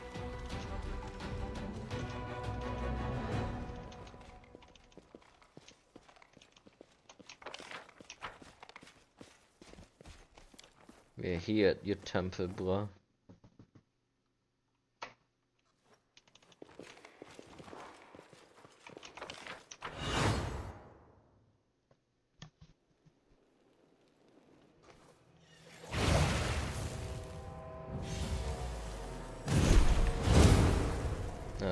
It's not good. Don't do that.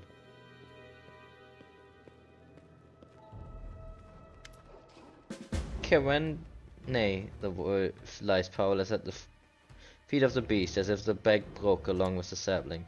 I did not have to wait long. The demon lets out a derisive shocker, so brave, so predictable. All I had to do was set out a bait, and you swoop in to grab it. Who are you? What do you want? You remember nothing, or the better. You were a fool your entire life. You deserve to die ignorant. The wolf uses its last strength to lift its head and stare intently at Ulrich. Her eyes once again light up with amber fire of memories. The same vision appears before the commander again, in the amber fire of the wolf's gaze, unholy shrine, the blood-stained altar. Ulrich and his brother Roos gripping the knife, but this time something different. She realized that this scene only shows part of the truth, and the true meaning of what's happening remains hidden. But it is about to become clear. Who is he fighting with? And the strange man with a knife seems to resemble Ulrich at first. He looks nothing like him. He is young with dark hair and leanly beard. He's not Ulrich's brother, only a clanmate reduced to bowing and scraping before demons. He lies by the wall with a broken neck, still gripping the bloodied knife, but the struggle continues. Who is he fighting? What is Ulbrich shouting?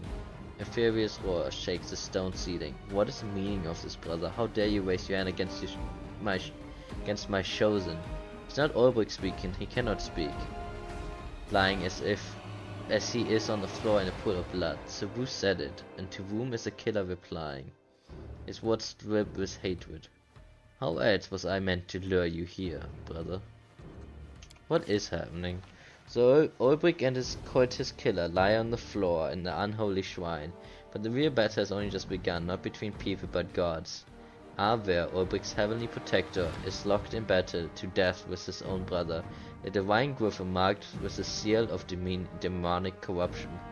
The Dark Griffin. It looks kinda cool. I mean, this one. They both look kinda. The divine creature clash in combat. Talons strike against the stones. Mighty beaks become drenched in blood, but they are not evenly matched. Arver cannot devote his full strength to the fight, for he has someone to protect. His chosen one lies bleeding on the floor. And so Arver makes his choice. Picking up Ulbrich, Arver retreats and flees the battlefield. The laughter of the traitorous brother following in his wake. I am Ulbrich Olesk, and I am Arver, the heavenly griffin.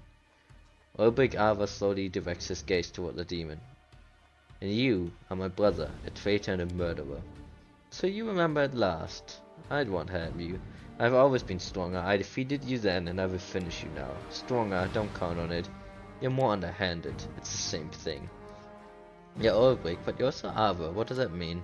Imagine a god stripped off his believers and mortally wounded man. Together both were doomed, but when they joined, I got a new life. Gods are feeble, they depend on mortals' prayers, and are forced to serve the insignificant Nad. I am glad Lord Disgari showed me another way. You sold your people out to the overgrown grasshopper. So I did. I sold the mortal cattle, you and my dim-witted little brother. And you know what? It was worth it. So can brothers of a deity be a demon? Can a brother of a deity be a demon? It took time to become one. I had worked hard for Lord Disgari to grant me this boon. Freaking Olesk into butchering one another was quite a challenge. Oh, how the great lord laughed when they killed themselves without having to lift a finger. Your brothers is a way to make peace. None whatsoever. Make peace with the traitor? Fair chance. At least this we agree on, brother. Enough. You will pay for everything.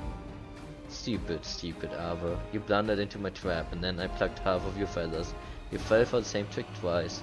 Why do you hope your outcome will be different? Because this time I'm not alone, because in this timeline I didn't tell my warchief to go fuck himself for no reason. Still salty, dude. I'm killing you. But are we gonna see another griffin? There gonna be two griffins? Dark Griffin.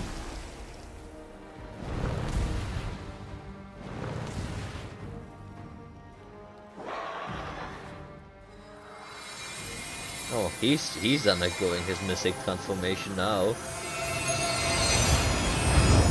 That's different. He just became mythic.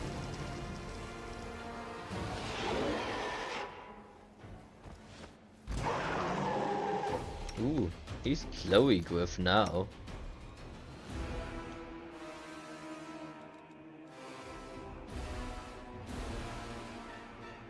Kiss of the Skies. While Ulbrich is in Griffin form, his HP is increased by 150 and all healing received by 50%.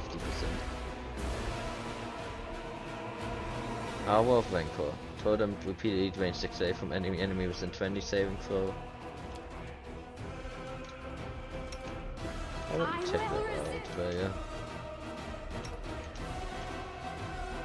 I feel like we need to check these out. Is that it?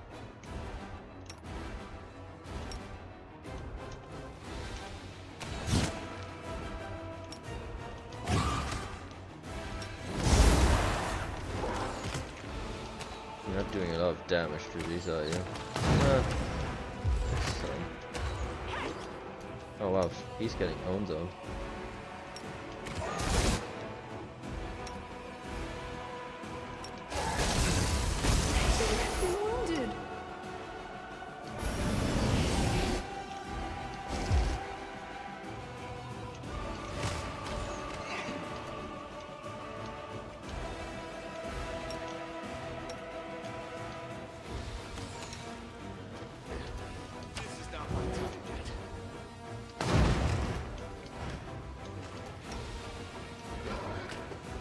Might have to do this fight a little bit more intelligently.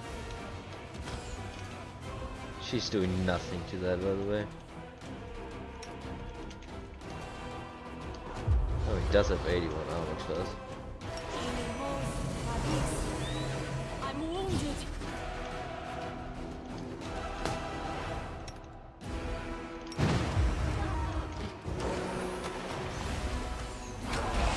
Okay, let's do this fight again then.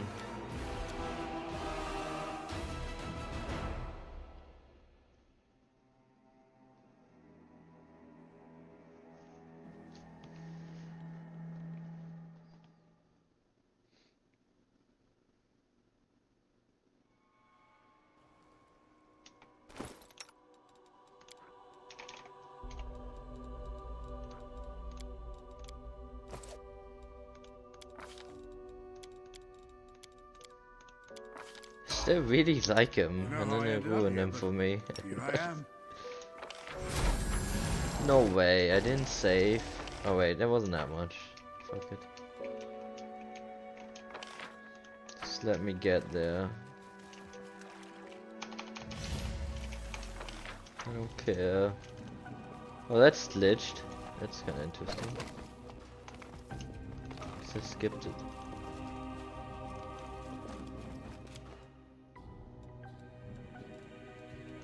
Fuck, I don't care. Just whatever.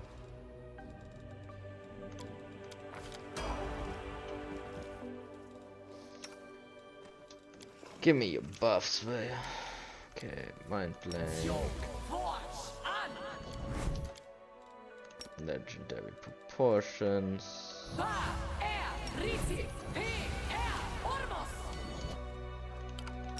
Speed.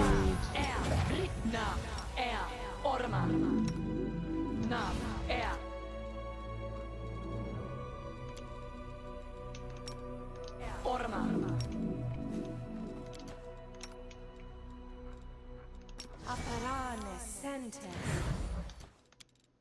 Aparane sentes. Inimosi pravisi. Una adayana.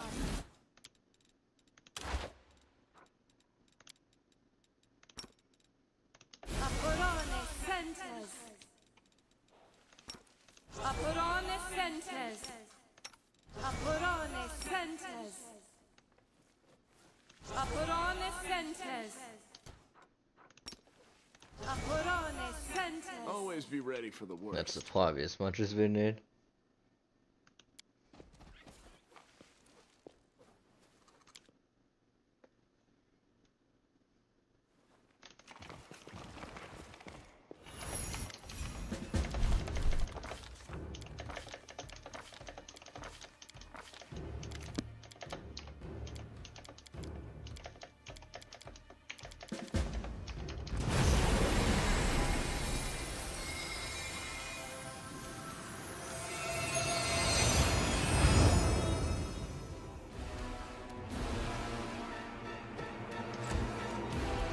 Okay, give me this.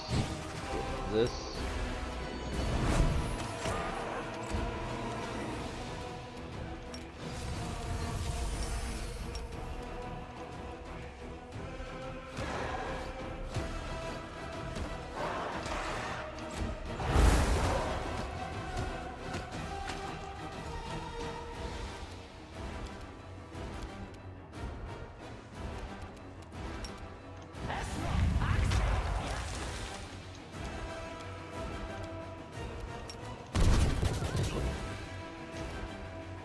Oh, interesting. Good damage.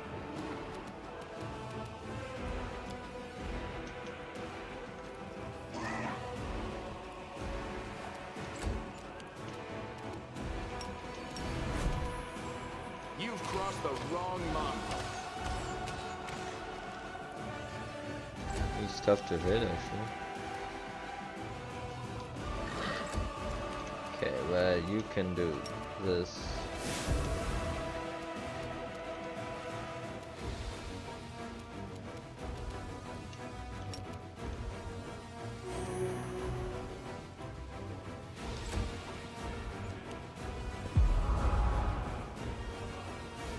It's the armor building. think I need to destroy these to be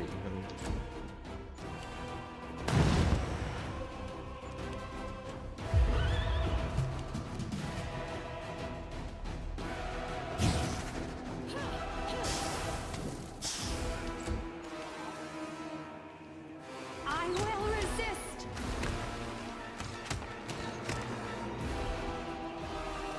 Prepare yourself.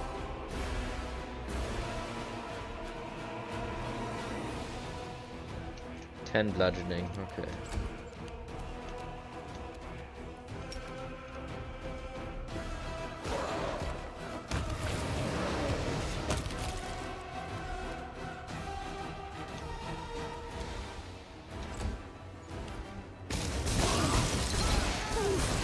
Jesus, this guy's not a joke.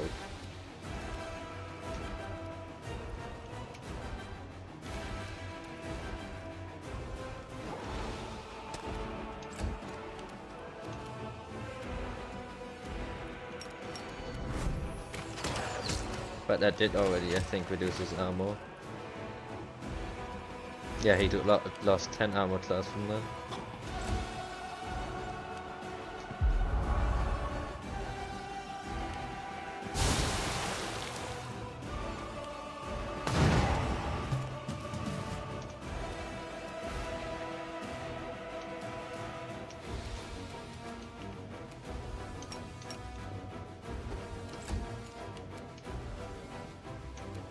Really need her to be alive. Yeah, but she's down.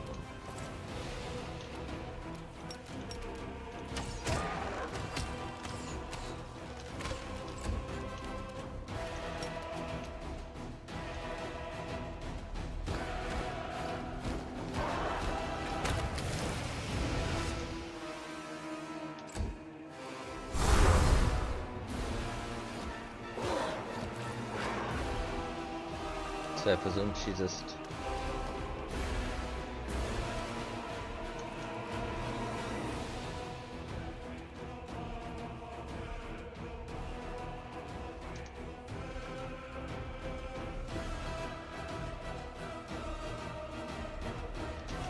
Destroy is one of his totem. This immediately heals him for 1000 HP. So that makes sense. But he's now down to 45.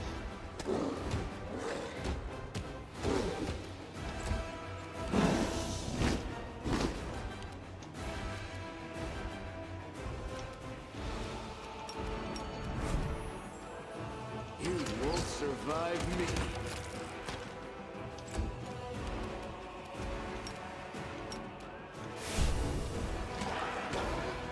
Yeah, but he's getting weak now.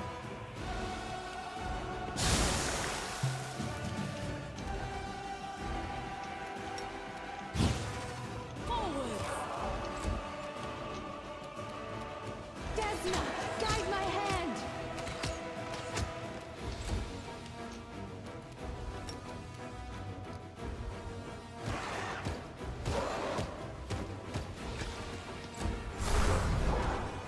I'm wounded.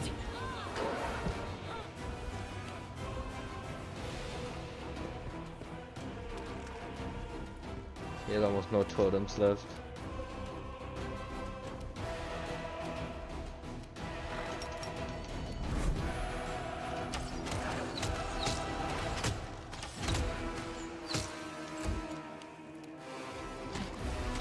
The horse will kill him.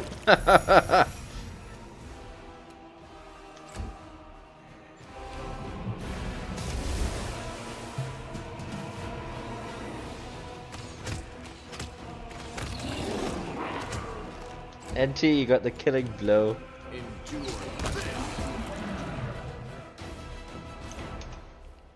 That was actually kind of quick fight.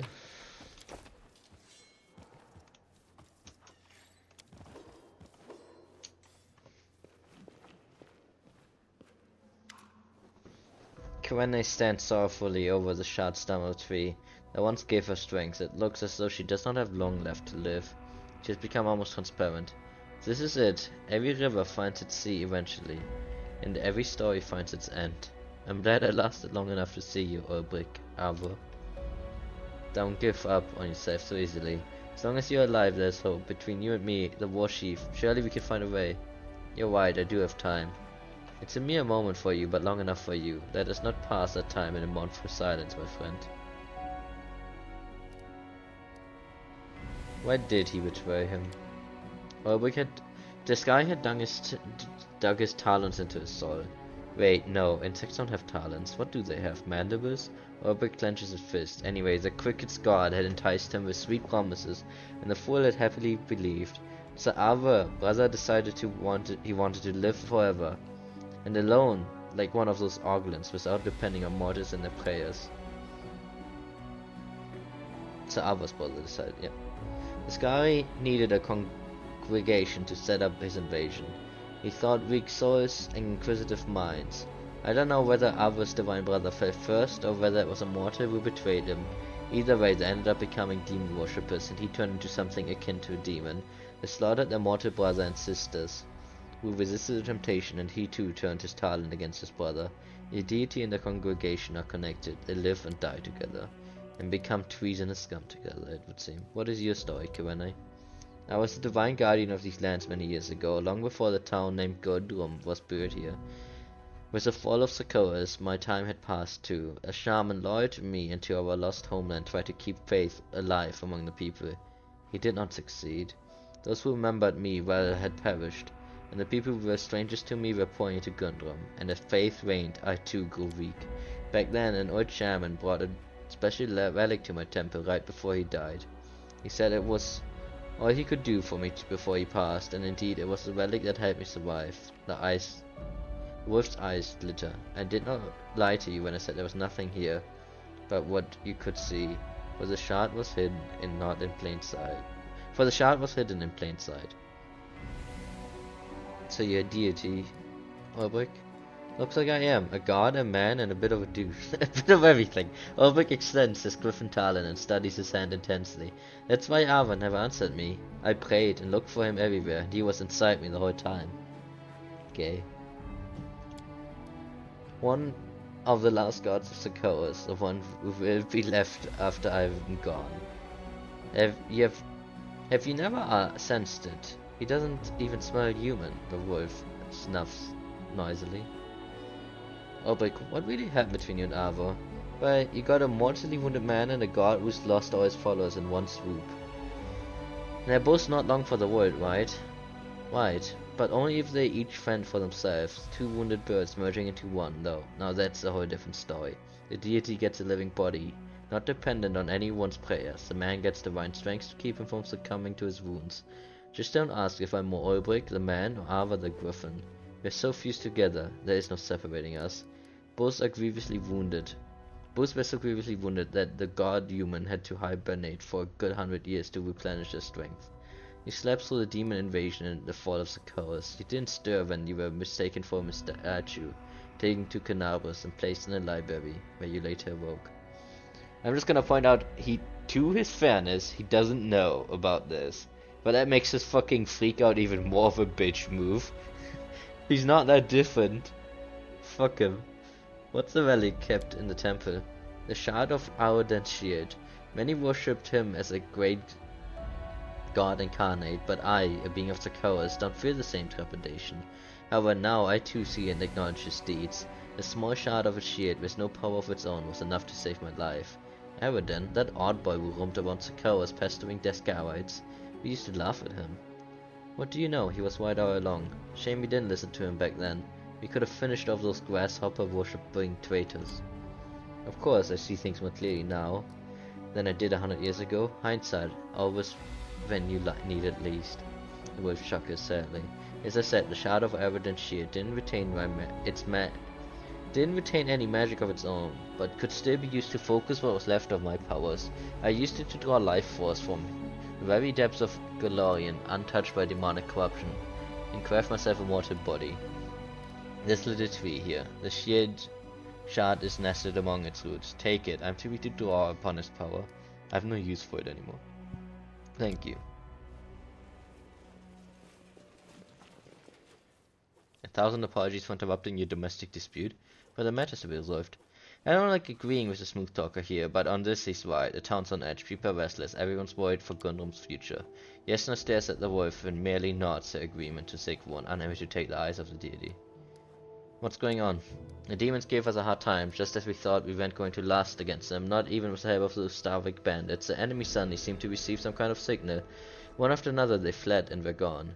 Now the town's licking its wounds and wondering what's in store for it next. Whatever it is, it's clear that to everyone in the dog, that things are going to change. What's the matter? Kirene, can't you see she's dying? She can't be saved. I'm certain of that. I just don't know how. The town is overrun with starving troublemakers. This isn't right. The townspeople are frantic with war. They're even throwing around words like occupation. With all due respect, I don't give a damn about this stinking little town and its dying flea bag of a goddess. I'm here for the relic. I'm not going to lie. If it went for you, Commander, I would have easily taken it by force. But you are a formidable opponent. So I merely humbly asked you to give the thing to me. My gratitude would be boundless. Let's address the issues in order. So what are you going to do with Arden's relic? It may look like a useless thingamabob, but I still don't think it would be right to give it to the slick Starvers. That one is up to no good, written all over his face. I don't care what you do with the relic. The object has saved my life once, but it isn't going to work a second time. I'm too weak to repeat it. This object is aimed to Sokoros and to my temple, so you mortals can decide who might will serve better.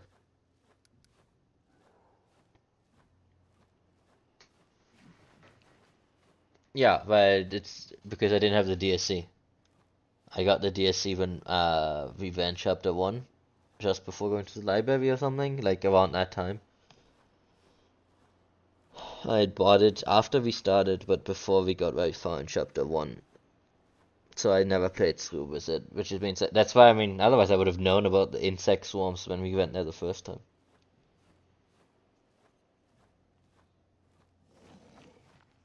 I need to have your opinion. Does it stay in the temple? Do we hand it off? Or do we keep it? To be honest, my choice would have been to give it to Ulbrich and kick him out of the fucking party, and can't I just kick Ulbrich out and have him take over the town? He can be the new god in the temple for all I fucking care.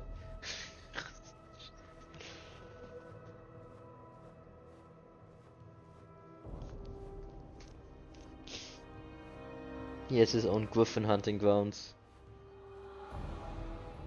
Like, his story is cool. And he is cool. Like, I genuinely... Whatever. Anyway, just tell me what you want me to do. I'm not getting into this again.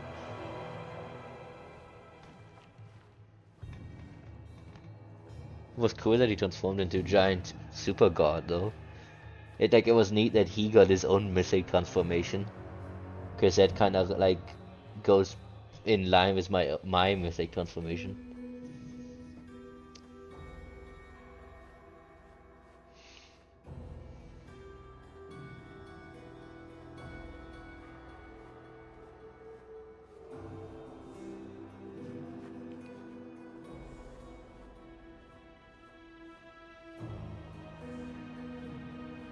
Like, the thing is, they specifically worded like, oh, if you pay me, but I don't... That's what makes it douchey. So I really feel like your options are only 1 or 3. But honestly, even 1 seems kinda dumb, because it's not gonna do anything for anyone.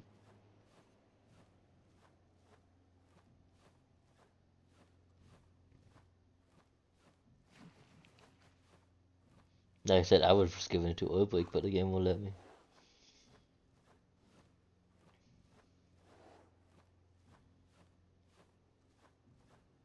You don't know. I would take the relic. Are you joking? Tell me you're joking. What would you want with a dusty old relic of a long dead god? Wait, you know something, don't you? Fine, Commander, have it your way. At least now I know exactly where it is and who's got it. Sooner or later, it will be mine. Are you done with your petty nonsense? Good. Now, how do we keep Karen's nay? I have a funny little idea. It won't be easy, but the chance to save her. I'm gonna have fuse with her. It's morphin' time. I have an idea too, but you're not going to like it. What would you suggest, Ulbrich? The fear of gods and mortals are a strange thing. They depend on each other, and neither side understands fully what that dependence is. But I now have a special vantage point from which to look at these things. What with me being both Ava and Ulrich, a god and his servants, and here's what I've realized. The goddess once known as Karenay cannot be saved. You said it yourself. Your traditions have been lost to time, and your congregation has died out. Don't interrupt me. Ulrich flashed an angry glance at Yasna, who is about to object. So I was saying, without faith, Karenay is doomed, but the townfolks do have faith. They swear oaths in Serena's name. She's not you, but perhaps you can become her. The proposition that I die and be reborn as a fantasy of townfolks swear by. That I answer to the odious name Karena, and that I answer garbled prayers, accept silly offerings, and consecrate their ridiculous festivals with my presence. That's insulting. Perhaps it is, but the townfolks will have a goddess, and the goddess will have a congregation. This tiny shard of the coast will survive. They say humility is a virtue. Perhaps that applies to gods as well as mortals. Accept the humiliation, and you will give Gundrum a future. Sigmund, what is your idea? I'm no expert in divine affairs, but I've wandered the world and seen all manner of things. Goddess, did you say? You can survive if you have a body. I remember seeing something of the sort in Numeria. Here, take a look. He produces a particular item from his bag. A small metal box that has a glowing screen with some kind of glyphs. It's gonna make the first AI. This is... how should I explain it? This Numerian machine isn't alive, but it is sentient. It can remember things, give useful advice, and count.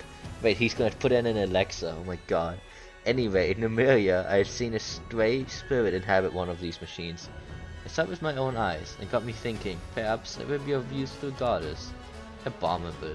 How could you even think suggesting of something like that? Strange thing you're proposing, chieftain. Perhaps your little machinery can help me, but what will I become? And who's to know it won't be worse than death? What do you think, Karene? What can I say? Thanks to you for your willingness to help. No living creature wishes to die, so I want to live, but I feel that I cannot be saved. I used to be the source of miracles for this land, but now that my powers are waning, will someone work a miracle for me? I do not know. But I do not want any sadness. Even if my life is at the end, I'm glad that I'm going to spend my last minutes surrounded by friends and worthy mortals rather than alone. Do what Sigmund is proposing. Become an Alexa. Karene, listen to what Ulrich is saying. It's your best option. It's not going to work. I'm afraid you're beyond saving. Farewell, goddess. What do we do?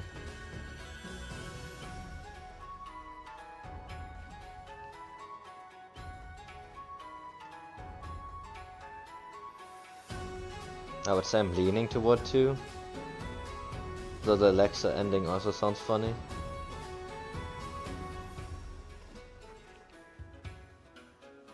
But I feel like the Alexa ending is like a bit weird in context of every other decision we have made in this playthrough. We destroyed the sword. We generally we do not leave things in like spirits bound into an object. So, but I mean this one's willing, so it's slightly different in its contextualization.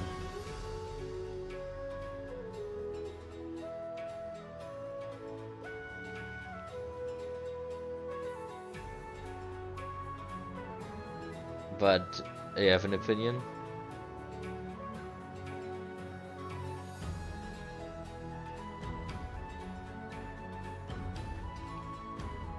No, it's musical.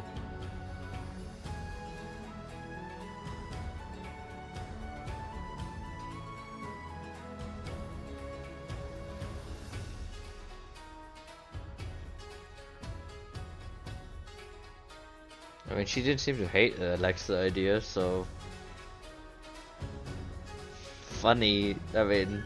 I don't know if funny is what I would be going for here, but...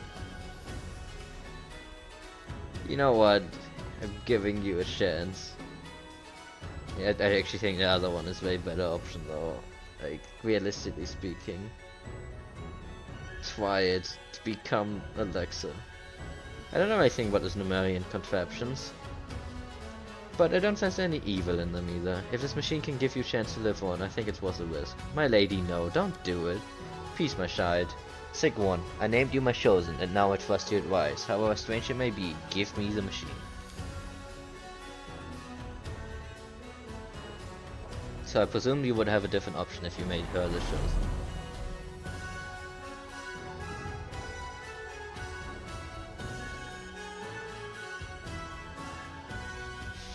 Oh god. Initializing, checking memory, loading data, 40, 33, 76, loading complete. New world, new me. Let's start from the beginning. We're going to make everything better than it was in my past life. What have you done? The abomination, the sacrilege. You will never be forgiven. It worked. Incredible. Greeting then, my lady. Now your life is definitely going to be different and new. The sheep turns to you. Thank you for all you've done. Gundrum will forever remember your kindness. I don't know, but you got a glowing wolf and I'm getting Fallout New Vegas vibes. So that's how it all ended. What a story. We need to head back to Gundrum and have a good old think about what this means. Are you coming with me? With us the short way, or are you gonna do still have things to do? I mean, I wanna talk to the wolf, but I don't know if I don't know if I can still talk to the wolf, or like... I'm just gonna walk. Alright, I won't force you.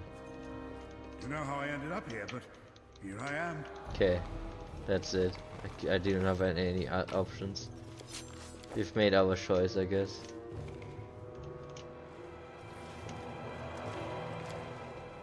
She seemed immediately changed. That was not a good decision. I feel bad for her, but I mean, okay, realistically speaking, I'm coping. But realistically speaking, it seemed almost like this was a copy, not a cut and paste. That's always what they say now. You can't copy someone's brain, you can only cut and paste someone. I mean, you can't cut and paste someone's brain, you can only copy it. So the initial version is probably dead. Like, I feel like this is going against all kind of legal soul stuff in this setting. Like, I hope we at least give him an instruction manual that if he ever wants to die, that, like, she can die now, right? Like, hopefully. Hopefully we read the fucking fine print and we didn't just sell our soul to Google. Fucking Amazon or whatever, just, like, owns all rights to her brain functions now. They kind of just create, like, mass-produced copies. Let us be off.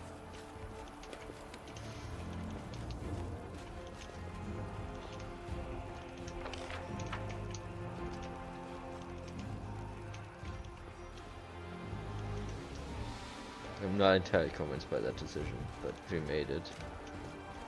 Without you, the town would be a pile of ashes. Alright, Commander, as long as the drums stands, your name will be remembered. Yeah. That's what I'm worried about.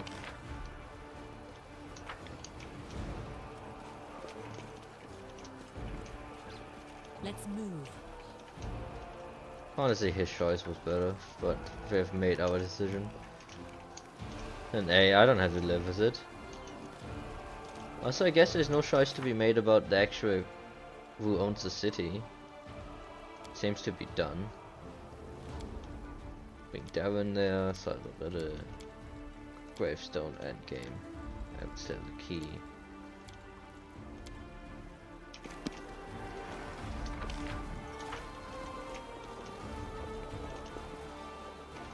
We do have the item now.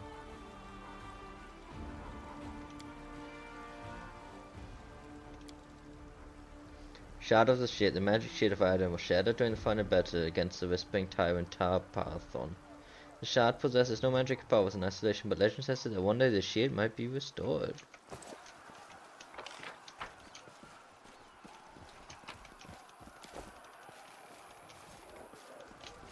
Follow me.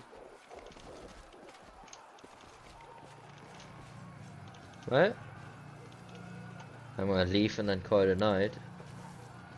But hopefully that was alright.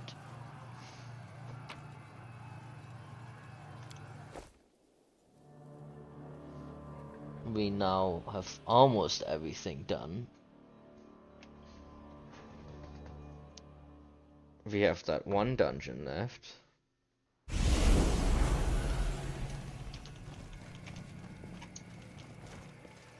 We have 2 more companion quests left. Then the DLC. And then the final area. Which the final area is not that long. I think I've said that before. It's really not that big.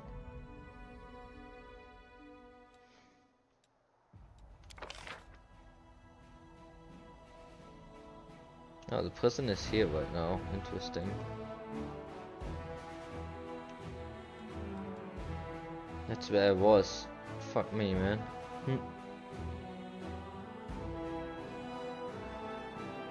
Where can I teleport to? Not very useful, can I?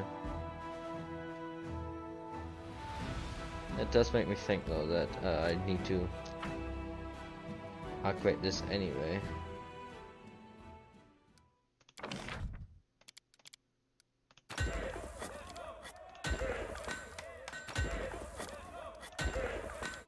Because I want to be able to teleport there later.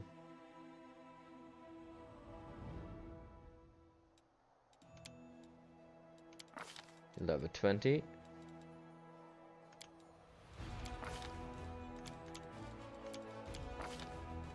Okay. Done. So the only quests are now here and here. So we have to go down there. Which is probably we teleport here, go down, and then it's probably gonna loop around. That's my guess right now. Can knock these two off and then probably just literally sit at this gate until it opens. And then we can go through that gate, and that's boom, boom, and boom. Then I technically still need to do, I need to get an item out of this zone, and I need to figure out the Pulua's Foil riddle to get the 2 items to finish off Nenio's quest line, or at least do Nenio's quest line.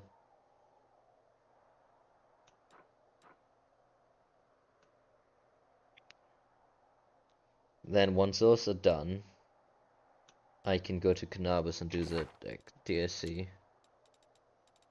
And then I still have the crystal also, so I also need to go back to the Ravaged Longhouse at some point, which is also over there. So maybe I do that first. I teleport, do the Ravaged Longhouse, and then go march down. But actually, I might march down first. Let's see. I don't know. Shouldn't be that much more time. I mean, considering at this point we have 5 days in this game. Jesus Christ.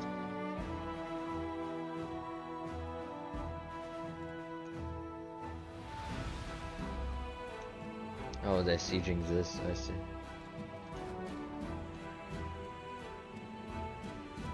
How many forts are left anyway?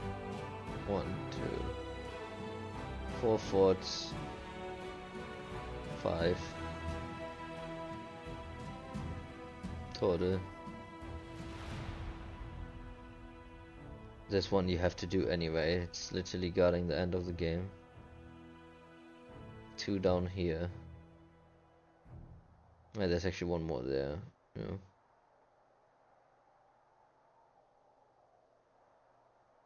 I'm not gonna bother doing all of them. Well, I think that's it. Thank you for watching.